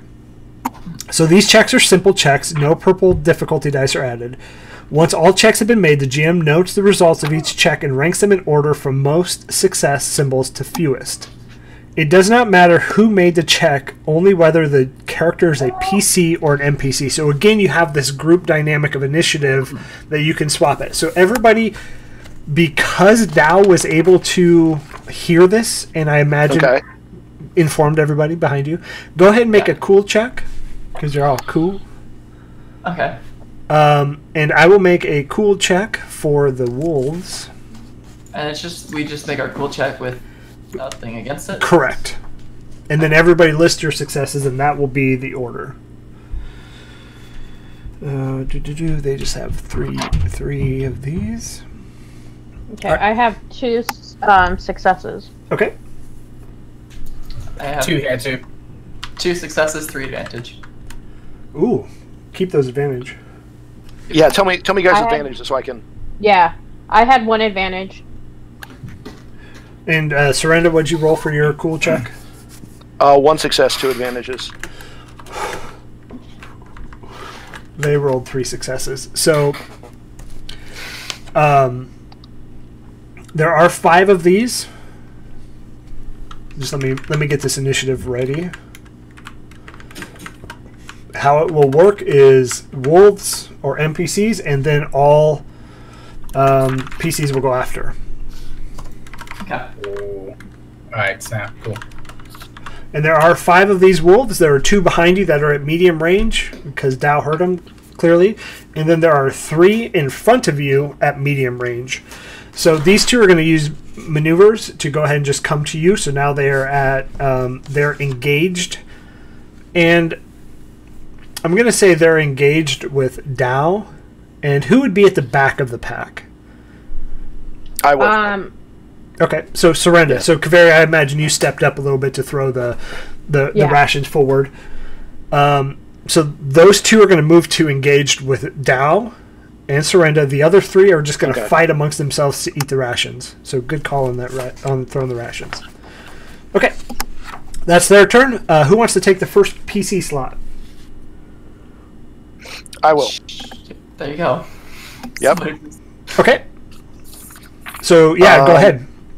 So I'm going to draw my saber and cut them down. Ooh. So this would actually be 2 purple as we attack these. Okay. So go ahead and roll your saber is the word I was trying. Versus that. 1 success, 1 advantage. Okay, so that definitely hits. Keep that advantage. And so your saber's 6 plus 1, and their soak is 4, so you do 3 damage. Nice. Okay. Anything else? Would you like to use a maneuver or anything? No, I'm gonna face these things. So. Okay. Second PC slot. Who would like to take that? I'll take it. So we're right near like the cliff, right? That's where we were? Yeah, you're close to it. Okay. The one that's like, I guess one of the ones closest to me that's engaged to me. I use my force to throw it. Huh? I love it. Yeah, so how would that... Go ahead and roll your force die. Okay. 2 light side. 2 light side. Nice. I am very one with the light. And I believe it's against their resilience. And I did take the force power upgrade, so I can move large objects now. Nice. Nice. So it's going to be against their resilience. So 2 light side. Go ahead and roll. Go ahead and roll just 2 purple. There's a 1 failure, 1 threat. Okay. So I'm going to say that passes, but you now have a threat, which Yeah. I ran out of. Okay. So does he go flying off the cliff? Yeah, and you push this and just stand out your hand out and stand out with your hand out. There he goes. Sounds like a Powerline song. And you just push it, and you hear this howl and yip, and it kind of tries to scurry and grab itself, but you no longer hear it. It does like a little cartoon whack, whack. Hits the ground finally. Definitely. So now you are down to 4 Ice Wolves left. Now, anything else you would like to do? I'm gonna, I guess, move. Well, there's one within reach of us right now, right? Yeah. Correct. I'll just move out of engaged with him. That's it. Okay. Perfect. So you're going to move to short range? Yeah, short range. Just Okay. a little bit back. Just take a couple steps away from him, like, okay. Hello, buddy. Nice, nice Wolfie. Nice. All right, PC number 3, Kaveri or Terrast. Okay, so are the 3 that were in front of us going after the rations? Yeah, they're trying. They're all like, they're still worried about the rations. They correct. Don't know. Okay, and so I'm in short range of. Okay. Of 1. Can I go into melee using a jump on top of him, and then take my blaster and shoot down into his head? Wow! Yeah, I love it. And I will give you a boost dice for that just because it's fun. Awesome. Why not? Okay. So you use your maneuver to jump, and you're already short, you're using it to engage, which is jump on top. And because of the amazing descriptive, it's like inspiration dice, I'm going to give you the boost dice. I love it. Awesome. Okay, so what's the difficulty? That would just be 1. Just 1. Actually, 2, I'm sorry. It would be 2. Oh, okay, hold on. I forgot these are a little bit tougher. Alright, I've got 2 successes, 3 advantages. I feel like advantages are just, here, have it. You get an advantage. You get an advantage. Okay, and then I have one announcement. If we can raise an additional $75 by the time we end, I will do a saber dance. So $75, I will back up my camera, do a saber dance for you guys. Come on, let's bring out your wallet. $75. So we would have to get to 226. Yeah. You can't beat that. So Is Sean going to join in? I feel like that was Yeah, together. Come on. all right, I gotta tweet this. We need help. We're gonna need help. Yeah. Oh, gosh. Quick, call the cavalry! And by the end of this fight, or by the end of this module? By the end of this module. Mm-hmm. Oh, Jen says she'll be in too. Jen will come and join in the dance in the same room on the same camera. Oh my goodness. Yeah. Oh my gosh. Alright, tweet is out there. We're going to make this happen. It's going to happen, everybody. Dig deep into your wallets. Please, this has to happen. Not only to be fair, not only are we hopefully saving some lives and saving doctors and stuff and everything else that are out there on the front lines, we're going to see a saber dance. Yes. Yeah. Absolutely. Let's make this happen. All right. I don't even know what to do anymore. We're done. Kidding. All right. So you jumped on top of this head. You rolled 2 successes, 3 advantage. Blaster does 9 plus 2 is, and their soak is only 4. Again, you vaporize this wolf. Yes. I mean, these only have 5 hit points, and you just vaporize this thing in 1 hit. But yeah, as you jump on top of it and just blast her straight down, it just slumps over. Oh wait, I forgot. It's this way. It's this way. It's down the second wall. Oh my god, I love this so much. Alright, so Dow having force pushed one off, Kaveri taking one out after Surrenda hit it. You just have the 3 that are engaged in their rations. And then the last PC slot would be Terrast. Distract them. Let's run. If they're not posing a threat, I'm going to attempt to kind of just skirt around them. Okay, so yeah, go ahead and make a stealth check against 3 purple. They all cancelled each other out. So it's just so it's just nothing. Yeah, so unfortunately no successes, right? So no, but no failures. That's true. But as you start to move, you see one kind of rear its head towards you, but then goes back to the rations. So it knows you're moving, but these are more important at the moment. So it's now back to here, to the wolves' turn. Actually, because I think you guys did such a good job throwing the rations, I'm going to say they're going to take one more turn ration. So we're back to the first PC slot. Anybody else want to do it? I'm gonna take the first slot. They were eating their friend. I'm gonna force their friend and throw their friend over to them. So let them eat the next body, and then let's go. Okay. Yeah, let's do a force check here. 1 light side. I don't know how 1 light side is. Yeah. So because you've used it back to back, I'm gonna make you take a strain as well. That's fine. But you push it, and you just see this body. So it's as gross as this sounds. It's been mangled by wolves, right? It kind of like splashes, but it's there, and they now are interested in that. And you're going to use your maneuver to continue. Hustle. Okay. Maneuver away. So next PC slot. Are you all doing the same thing? Pretty much. Yeah. Maneuver. Yep. Uh-oh. Take this time. 2 socks, $20. So we need $55 more for this to happen.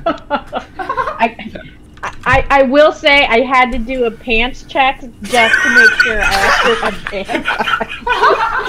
Working from home this week. Oh, I've got sweatpants. We're good. Wait. Oh yeah, I'm good. I got a crop top. You know, I have done that too, and you're like, Anyways, I'll go grab pants really quick. $55 more for this to happen, and we can make this dance happen. This would be great. But this is going to be a dual dance. We can do this. We can do this. Which is the fate of the duels where Qui-Gon is cut in half. Gosh darn it. Alright. So we're going past the wolves, I guess? Yeah, so as you all take your maneuvers, you see that they are just still eating this. And I'm going to say you get far enough away that you're able to hear them still. Mm-hmm. But as you look back over your shoulders, you see that they're still more importantly, just scarfing away on some of their victuals. Some of their friend wolves. Yeah, kind of gross, but So it's fine. yeah, this is fine. It's functional. Okay. It's the natural cycle of life. Yep. All right. So, as we move on, you guys have made it to the temple. Yes. I am going to put this temple in the chat. There are tokens on the temple because I could not find a good PDF of this. It is a very large map, so I mean, in the book, it's huge, whereas each of these are just one, right? Yeah. Wow. So there are tokens. Ignore the tokens; those aren't real. Those are your characters. So I assume you're not in those spots. But here comes the diagram. And so you will see you're at the very front of this. You are not in the temple yet. Also, there are ice wolves in here, which is kind of cool. I'm not sure if that's how they played it, because the ice wolves followed them. Maybe. I don't know. They totally didn't. All right. So, approaching the main entrance, you hear a strangled scream from within the temple, apparently. Within the temple, apparently. Heath and Romond is still alive. Peering within, you see a small antechamber that opens to side chambers to the left and to the right, and widens into a large assembly hall deeper in, lit by brilliant shafts of sunlight from above. Romond lies against a pillar within the assembly hall. A horde of Aussie mercenaries standing over her with a blaster. You can hear shouting and screaming from within the chamber to the right. "Nothing!" the voice cries. "The archive is empty, just a bunch of useless scrolls and tablets. Where is the holocron?" A red-skinned figure with two sharp horns on his forehead, a Devronian, strides into view and points a wicked, serrated sword at Romond. This must be Malefax. "Tell me, or I will..." I'm going to edit this part out because it's kind of weird. "Or I will kill you." Then the Devronian turns and stalks back into the archive, from which you hear more screams and crashing. He seems unhinged, and waves of anger, fear, and hatred boil off him, permeating the temple. No one seems to have noticed yet. What do you do? And just so you have a nice little picture, that is the Devronian. Ooh. Okay. I do have to say, the art in this is amazing. Yeah, nice. I'm going to... Yeah, go ahead. What I'm going to do is, I'm going to take a very deep breath and close my eyes and look at Taras and nod my head yes, and I'm going to start walking toward it. Just out, like, not trying to hide. Like, I'm going to be there, and this is what's going to happen. Okay. I'm gonna nod back and follow directly With behind. lightsaber. I'm gonna take my nice walking stick and I'm gonna go and look for a place to get a surprise attack.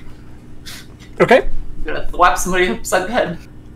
Yeah, is there a place to go that either I can hide behind and have a clear shot, or I can, again, go up from on high and look down? So this is all just one level. I will say the room itself is probably 50 feet tall, so it is a very tall building, but there's no upper deck that you could go to. Okay.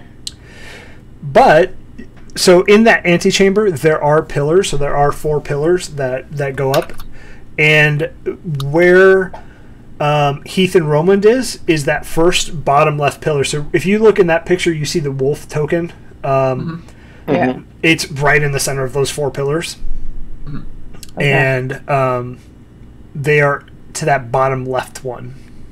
Okay. Okay, we got $5 more from Khan for the saber dance, apparently. So Keep it up, guys. 50 You know more, you want to see it. $50 more and this happens.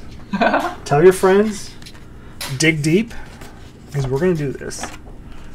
And also, that does put us at 176 of 300. This is amazing, and we still got 9 more hours to go. Yep. It's gonna You mean I mean, I thought it's $300 for our set. You mean for the whole thing?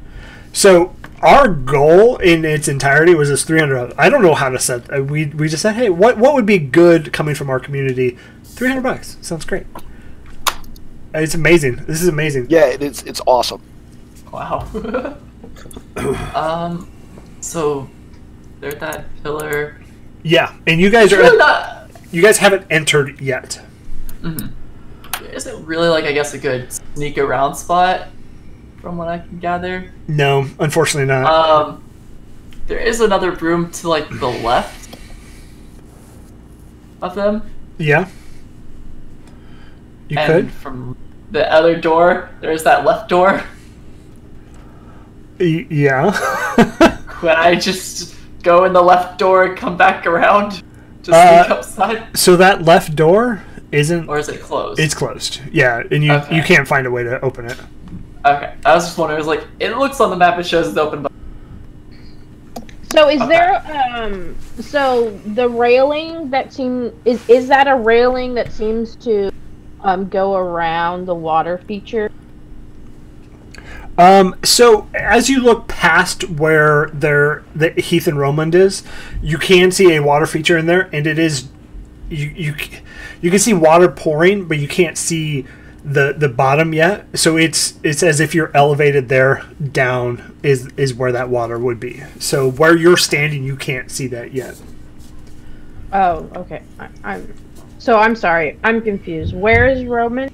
Roman. So if you were to look at where that ice monster thing is, Romand. Actually, to be fair, you guys are right. You are one step further in. I'm sorry. Take back everything I said. Roll it back. Roll back the footage. We're doing it live on Twitch TV. So Romand is in the assembly hall. Yeah, I reread that. That's my fault.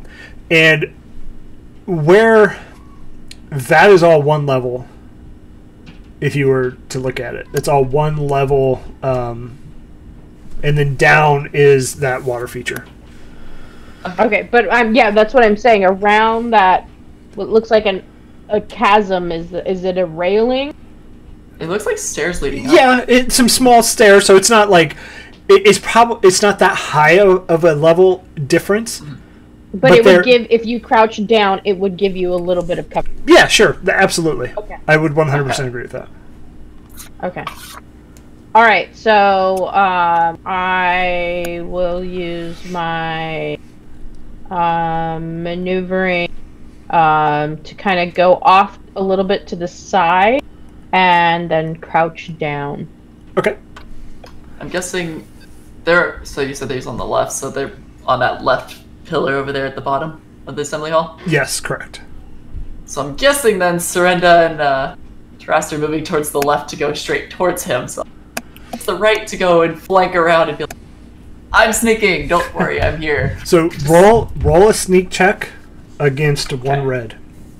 Okay, so I have 2 green versus 1 red. And Surrenda, you said you're heading straight in. Tarast, you're heading straight in. Kaveri, are you going to kind of hunker behind one of those and, I mean, for lack of a better term, just hold an action for when you see them? Or are you going to follow your group? Oh, I'm sorry. I'm going to go to the right.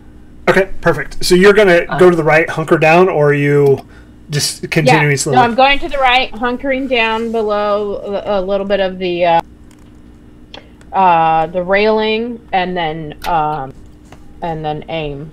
Okay, perfect. I got 2 successes on my stealth. Perfect. Yeah, you slowly just move and they don't hear you. But what you do see at this point, Tarast and Surrenda, as you come up that left side, Kaveri, you're back a little bit. You may not see this, but Dow, as you come up that right side, you see that there's a now patrolling Avazi. So there's one that has the blaster to Heathen, and then there's one that patrols that assembly hall north to south. And at this point, you see, you haven't made it up the stairs all the way yet, but you see Malefax come back out. I'm going to say he hits his sword against the right next to Heathen. Doesn't hit Heathen, but hits the sword right against it and says, "Tell me where it's at." To no response. And then he stomps, almost like a child having a tantrum, stomps away. And again, you hear just shredding and ripping. You hear the sword hit something within that chamber behind you. What else would you like to do? You said there's a guard patrolling? Yep, so there is one of the Avazi patrolling. And then there's one that seems to be posted directly guarding Heathen. Okay. And I will say, just before we get into this, we have roughly less than 40 minutes left. If you want to see the saber dance, we're $50 away. Come on, you guys. So if you want to see Clara and Sean do a saber dance, $50. Don't forget, Jen is going to join. Jen will come in and join 3 saber dances for the price of $50. You can't find that anywhere else.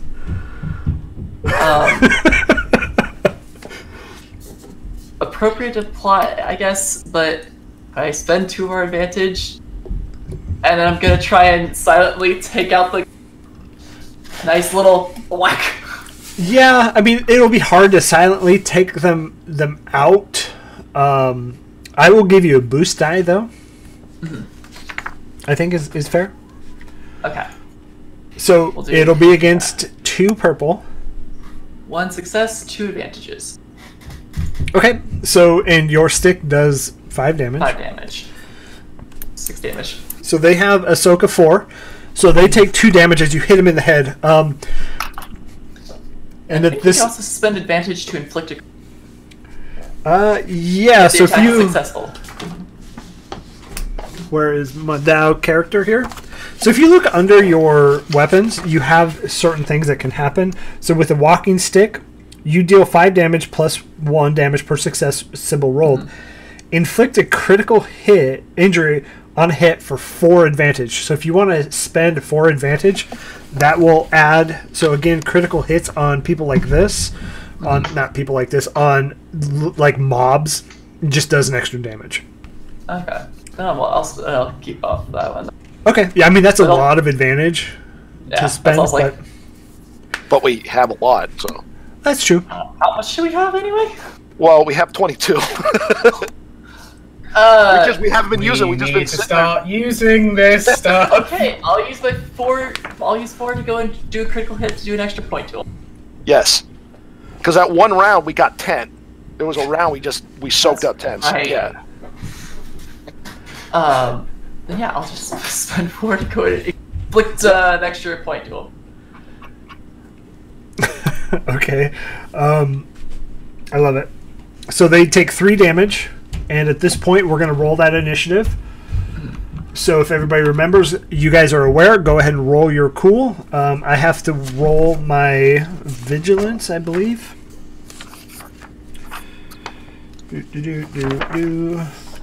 Vigilance, yep. So what is vigilance on these characters?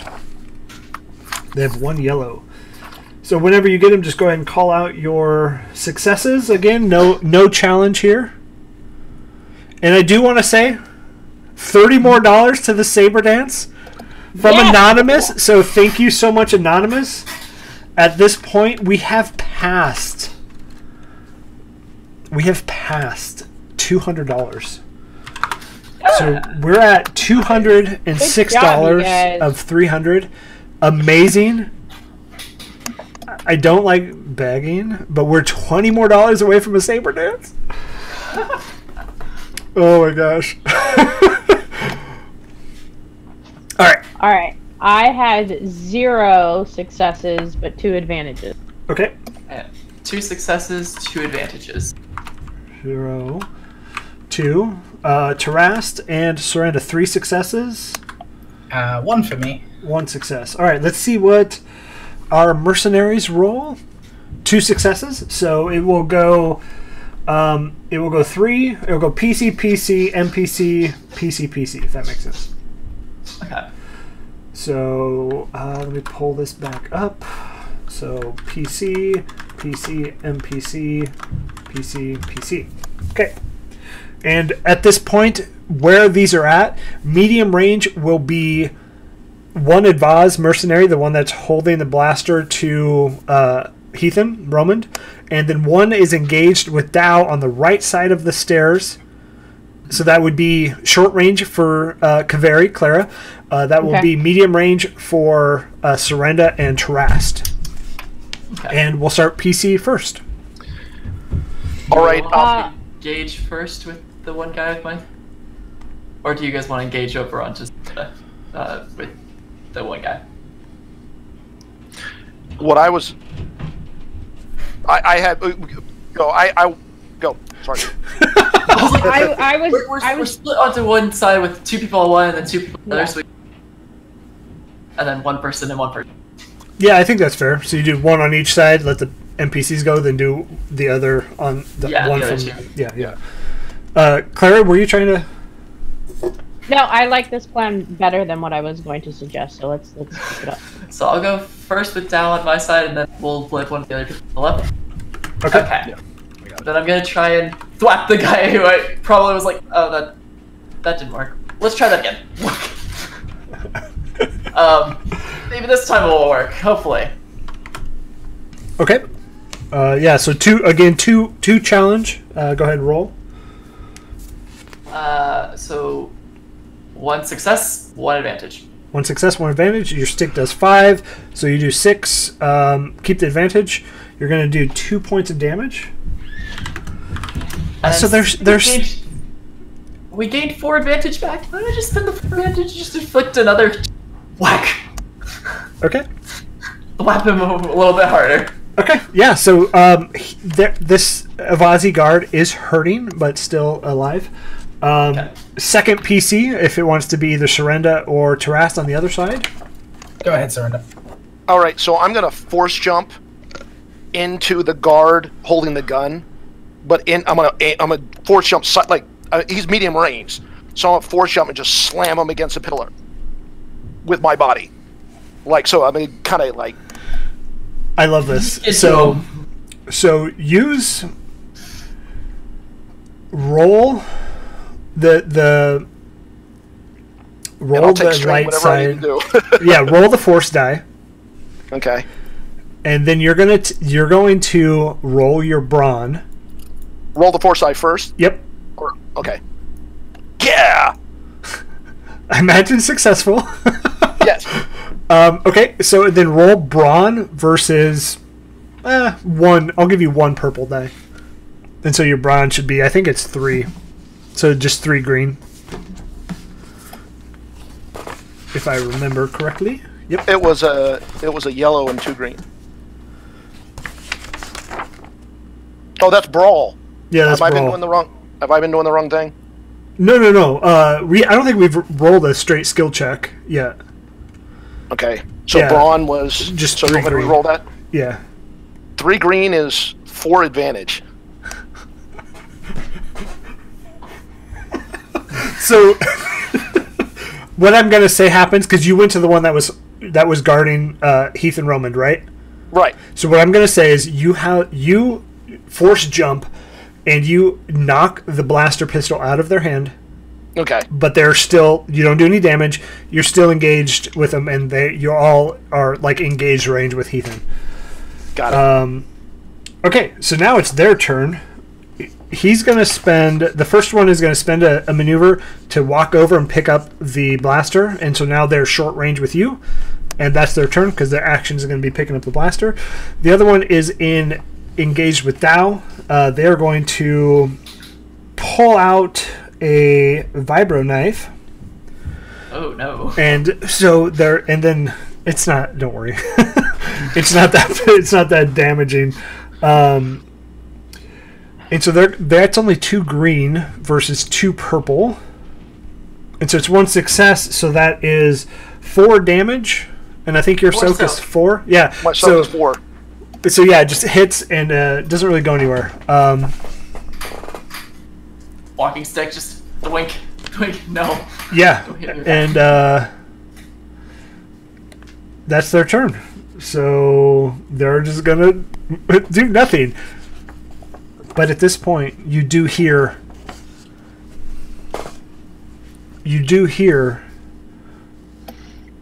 from inside there. What is going on in there? What are you doing? PC number 3. So either Clara or Tarast. Go ahead, Kaveri. Kaveri. Okay. Sorry, Matt. So can I use the force to, since I'm probably at a disadvantage, to kind of locate where this guard would be to guide my my shot? Yeah, so go. How I'll do this? I don't know if this is right. We're gonna make up some rules here. How I'll do this? If your force passes, I will give you a boost die. So that sounds good. Yes, I get 1 light side. Nice. Yeah. So go ahead and add a boost die to your attack, Okay. and it's just gonna vaporize again. Somebody getting vaporized. Kaveri's just vaporizing people all over the place. And the difficulty level is going to be 2? Yeah, so medium range would be 2. I thought we were in short range. This is the one on mine. Yeah. Oh, yeah, so short range would be 1. It's definitely getting vaporized. Nice. I get 4 successes and 1 advantage. So Wow. just a little. I'm just down a little bit. And just So 4 successes and 1 advantage. Add the advantage to your pool. The 4 successes plus 9, 13 against their 4 soak. And this one does not make it. This one is done. It's not there anymore.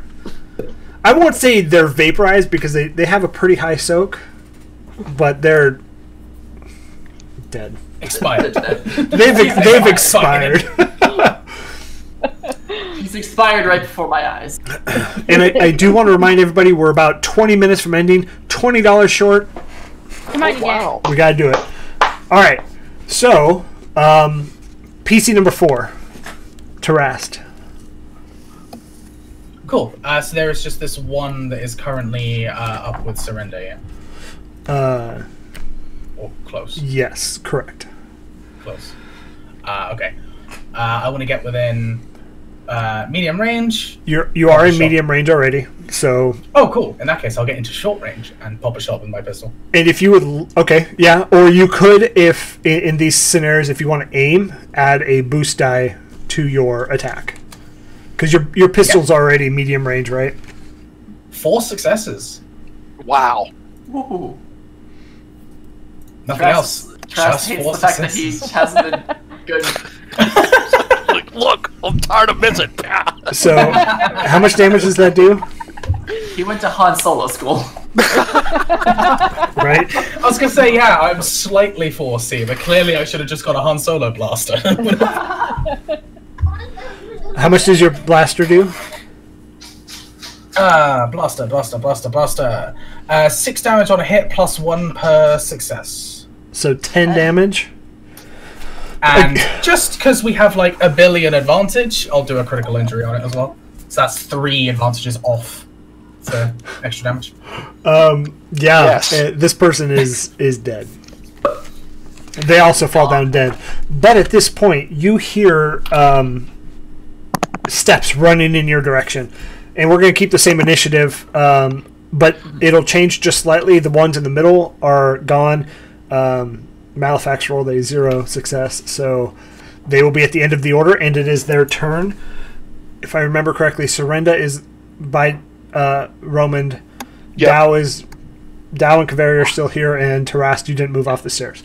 All right, so he's going to run out and go ahead and just blaster pistol you. So from underneath his dark robes that he has on, so he does have that typical Sith robe on. He pulls the pistol and shoots it, which is 1. He's medium range from Surrenda, so that would be 2 purple against his 1 yellow and 2 green. Do I say reflect now, or is that? Read that skill for me. When hit by a ranged, if I'm hit by a ranged attack, I suffer 3 strain to reduce the damage by +2 ranks in Reflect. So it didn't even hit you. Oh. The end result was a wash. Your dice result came up blank. So I'm gonna say you actually deflected with your lightsaber already. You knew it was coming because we need some more cool lightsaber stuff. Yep. We need more walking stick. Yeah, and then they're gonna use a second maneuver, which would be my threat dice, to kind of hide behind the back into the library. All right, so back to the top of the order. PC number 1. Whoever would like to take that slot. So he's currently in the archives library? Correct. Yes, on the left side. Okay, I'm on the far right, so I'll just first take my maneuver to get up to the, I guess, second pillar over there, and then I'll go in my action, turn into a maneuver, get up to the next pillar Roman is, and then I think we use, is it 2 advantage to use another maneuver? Or, oh wait, we can't use 2. If you can only use 2 maneuvers, if you're using your action for a maneuver, you cannot use an advantage to do a third one. Okay, then I'm just gonna get up to Roman. Okay. Yep, you make it there. Use both advantages, both maneuvers, and get there. Second PC slot. I mean, I'm running straight after Malefax. Okay, so you would have to yeah. use both maneuvers to get there. Yep. All right, third PC slot. I will run second column on the second row from the right, and just sort of, I guess that'll be all my moves, right? Because it's pretty far. Yes, correct. Okay. Okay, so fourth PC slot. Then I'll put the Roman wait here, and I'm going to run after Taras. Okay, so you were already at Roman, so you would be in short range. You can make it with 1 maneuver to make it into the entryway of that archives. Okay. I don't think you can make it to be engaged with Malefax. But you could see them, so if you have something from a ranged attack, you could do that. If not, you could just use your action to become engaged with them. Yeah, I'm going to use my action to become engaged. Okay, so yeah, you have officially moved into engaged with Malefax. It is now his turn, and he's going to pull out that lightsaber. He may be a little bit better at it than Tarast. Actually, it is not a lightsaber, to be fair. It is an ancient Sith sword. So you see that serrated sword come out, and he's going to take a swing at you, Sorenda, which is 2 yellow and 1 green, and it's going to be It is going to be a 2 difficulty, so that's the words trying to come out of my mouth. End result is 1 success. I have been rolling terrible. So 1 success against 5 damage plus 1. Actually, it also has Pierce. So one other rule within here is Pierce. It ignores 2 soak. So your soak is -2 in this attack. So 6 total. How much damage does that do? It passed my so 6. You said -2 from your soak, correct? Okay, so 4 damage. Okay, yeah. So you take 4 damage as this ancient Sith sword. That's a tough one to say. Ancient Sith sword doesn't really roll off the tongue very well. 3 times fast. I don't think that's happening. So I agree with what Jen just said. Nurses and doctors can't treat their patients from 6 feet away. So let's get them the protective gear they need to stay safe while they save our lives. Engaged. Yes, absolutely. Also, make the lightsaber dance happen. Yep. If we don't make all 75, do we get like a preview? A teaser trailer. I love Come it. on, folks, we can do it. Oh my Come on, goodness. let's do it. All right, so Malefax's turn is ended. Also, one other thing to think about, we were talking about NPCs versus mobs and their strain. So the correct term is a nemesis NPC. So Malefax is your nemesis NPC rather than a mob. And so nemesis do inflict strain, do have a strain threshold. All right, so PC number 1, and just to be clear where everybody's at, Kaveri, you've kind of moved to the right using both your maneuvers, and you can see them. I will say he's partially covered, so you would have a setback die if you try and shoot. Surrenda, you are engaged with Malefax. Dao, you are close, so you're short range to Malefax, as well as Terast. Okay. I'm gonna go first then, because I think that's what we've been doing anyway. I'm just gonna move into where I can see the room. I do think you guys have a boost die from Dax that has not been used yet. So if somebody wants to use that in this end fight. Okay. I can see Malefax now, right? If you move in, yes, you can move from short to engaged with Malefax. I'm using first maneuver just to get like where I can see him, and then I'm gonna go force power. I'm gonna pull the sword. I want to yank the sword from him. Interesting.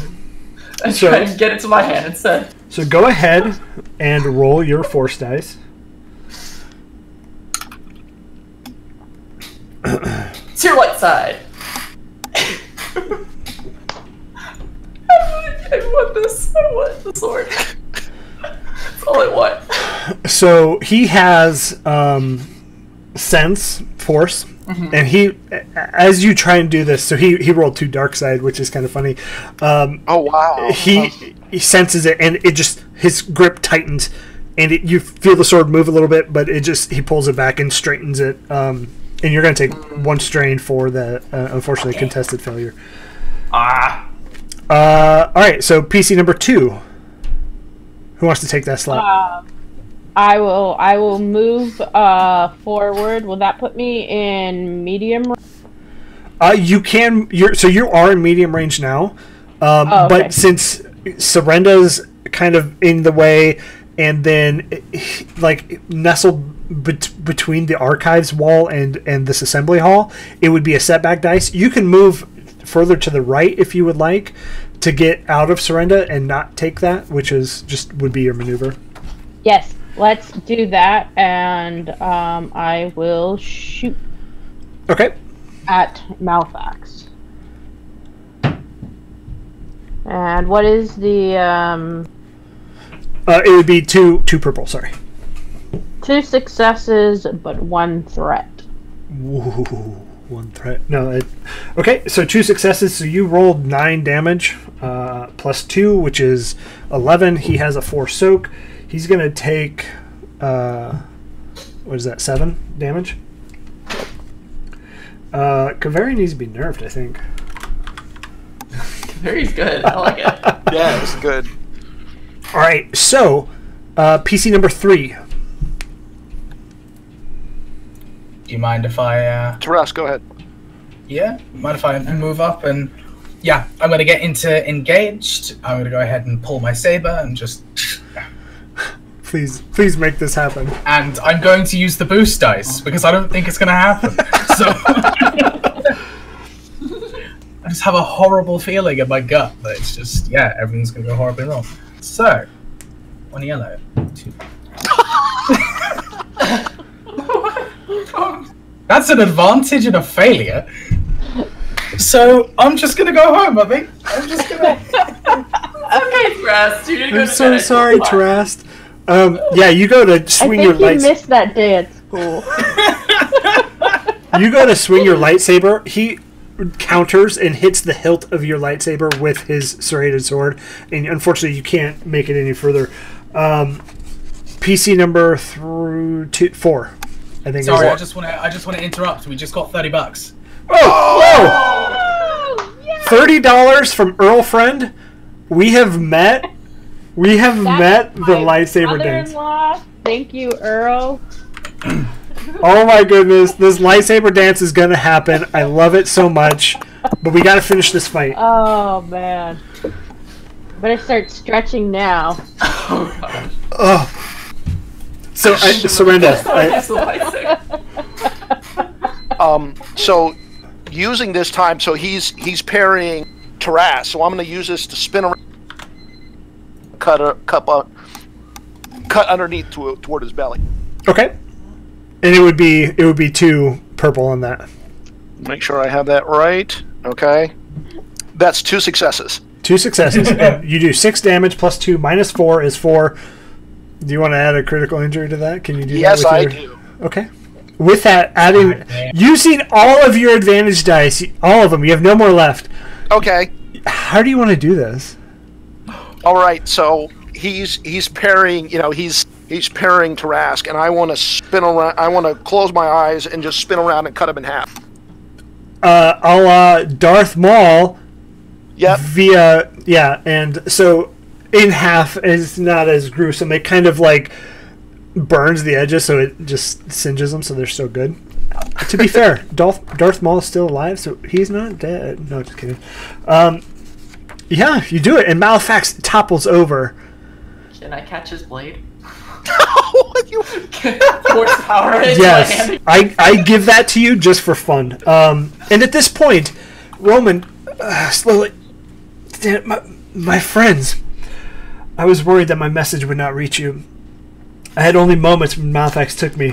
I've never been happier to see you all in my life. She slowly struggles to her feet, clearly damaged by her ordeal, but still smiling.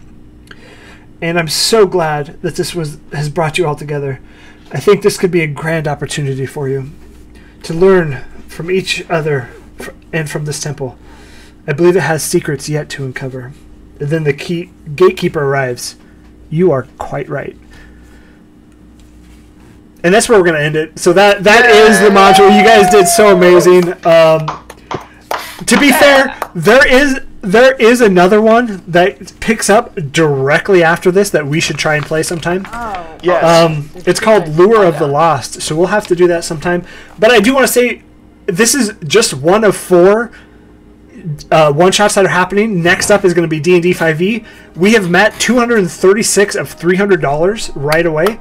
Woo! And there you, was everybody. an incentive that was met, and it was the lightsaber dance. So both Sean, Clara, and Jen added themselves as well are going to perform lightsaber dance. I don't know what this is. Yes. It's going to be amazing. We've met the goal of $75 for it. I see Jen. Oh my gosh. All right, everybody. Okay, I think we're ready. We're ready. Real quick though, I love this. I've been doing D&D my whole life. I want to try this. Absolutely. Let's do it. All right, go. Here it goes. Oh my goodness. You can't see this, but our dogs are totally involved in it. Oh my gosh. Always the good side wins. Hello. Absolutely. Talk about losing my So we lost somebody. I do want to say we're going to transfer over. Thank you all so much for hanging out for Force and Destiny. We're gonna take a 2-second break as we transfer over to the Gith Yankee Gulag run by Ty. So don't go anywhere. We're gonna be back. The saber dance, amazing. That's gonna become a highlight in the YouTube channel, I imagine. So don't miss that. And we'll be right back.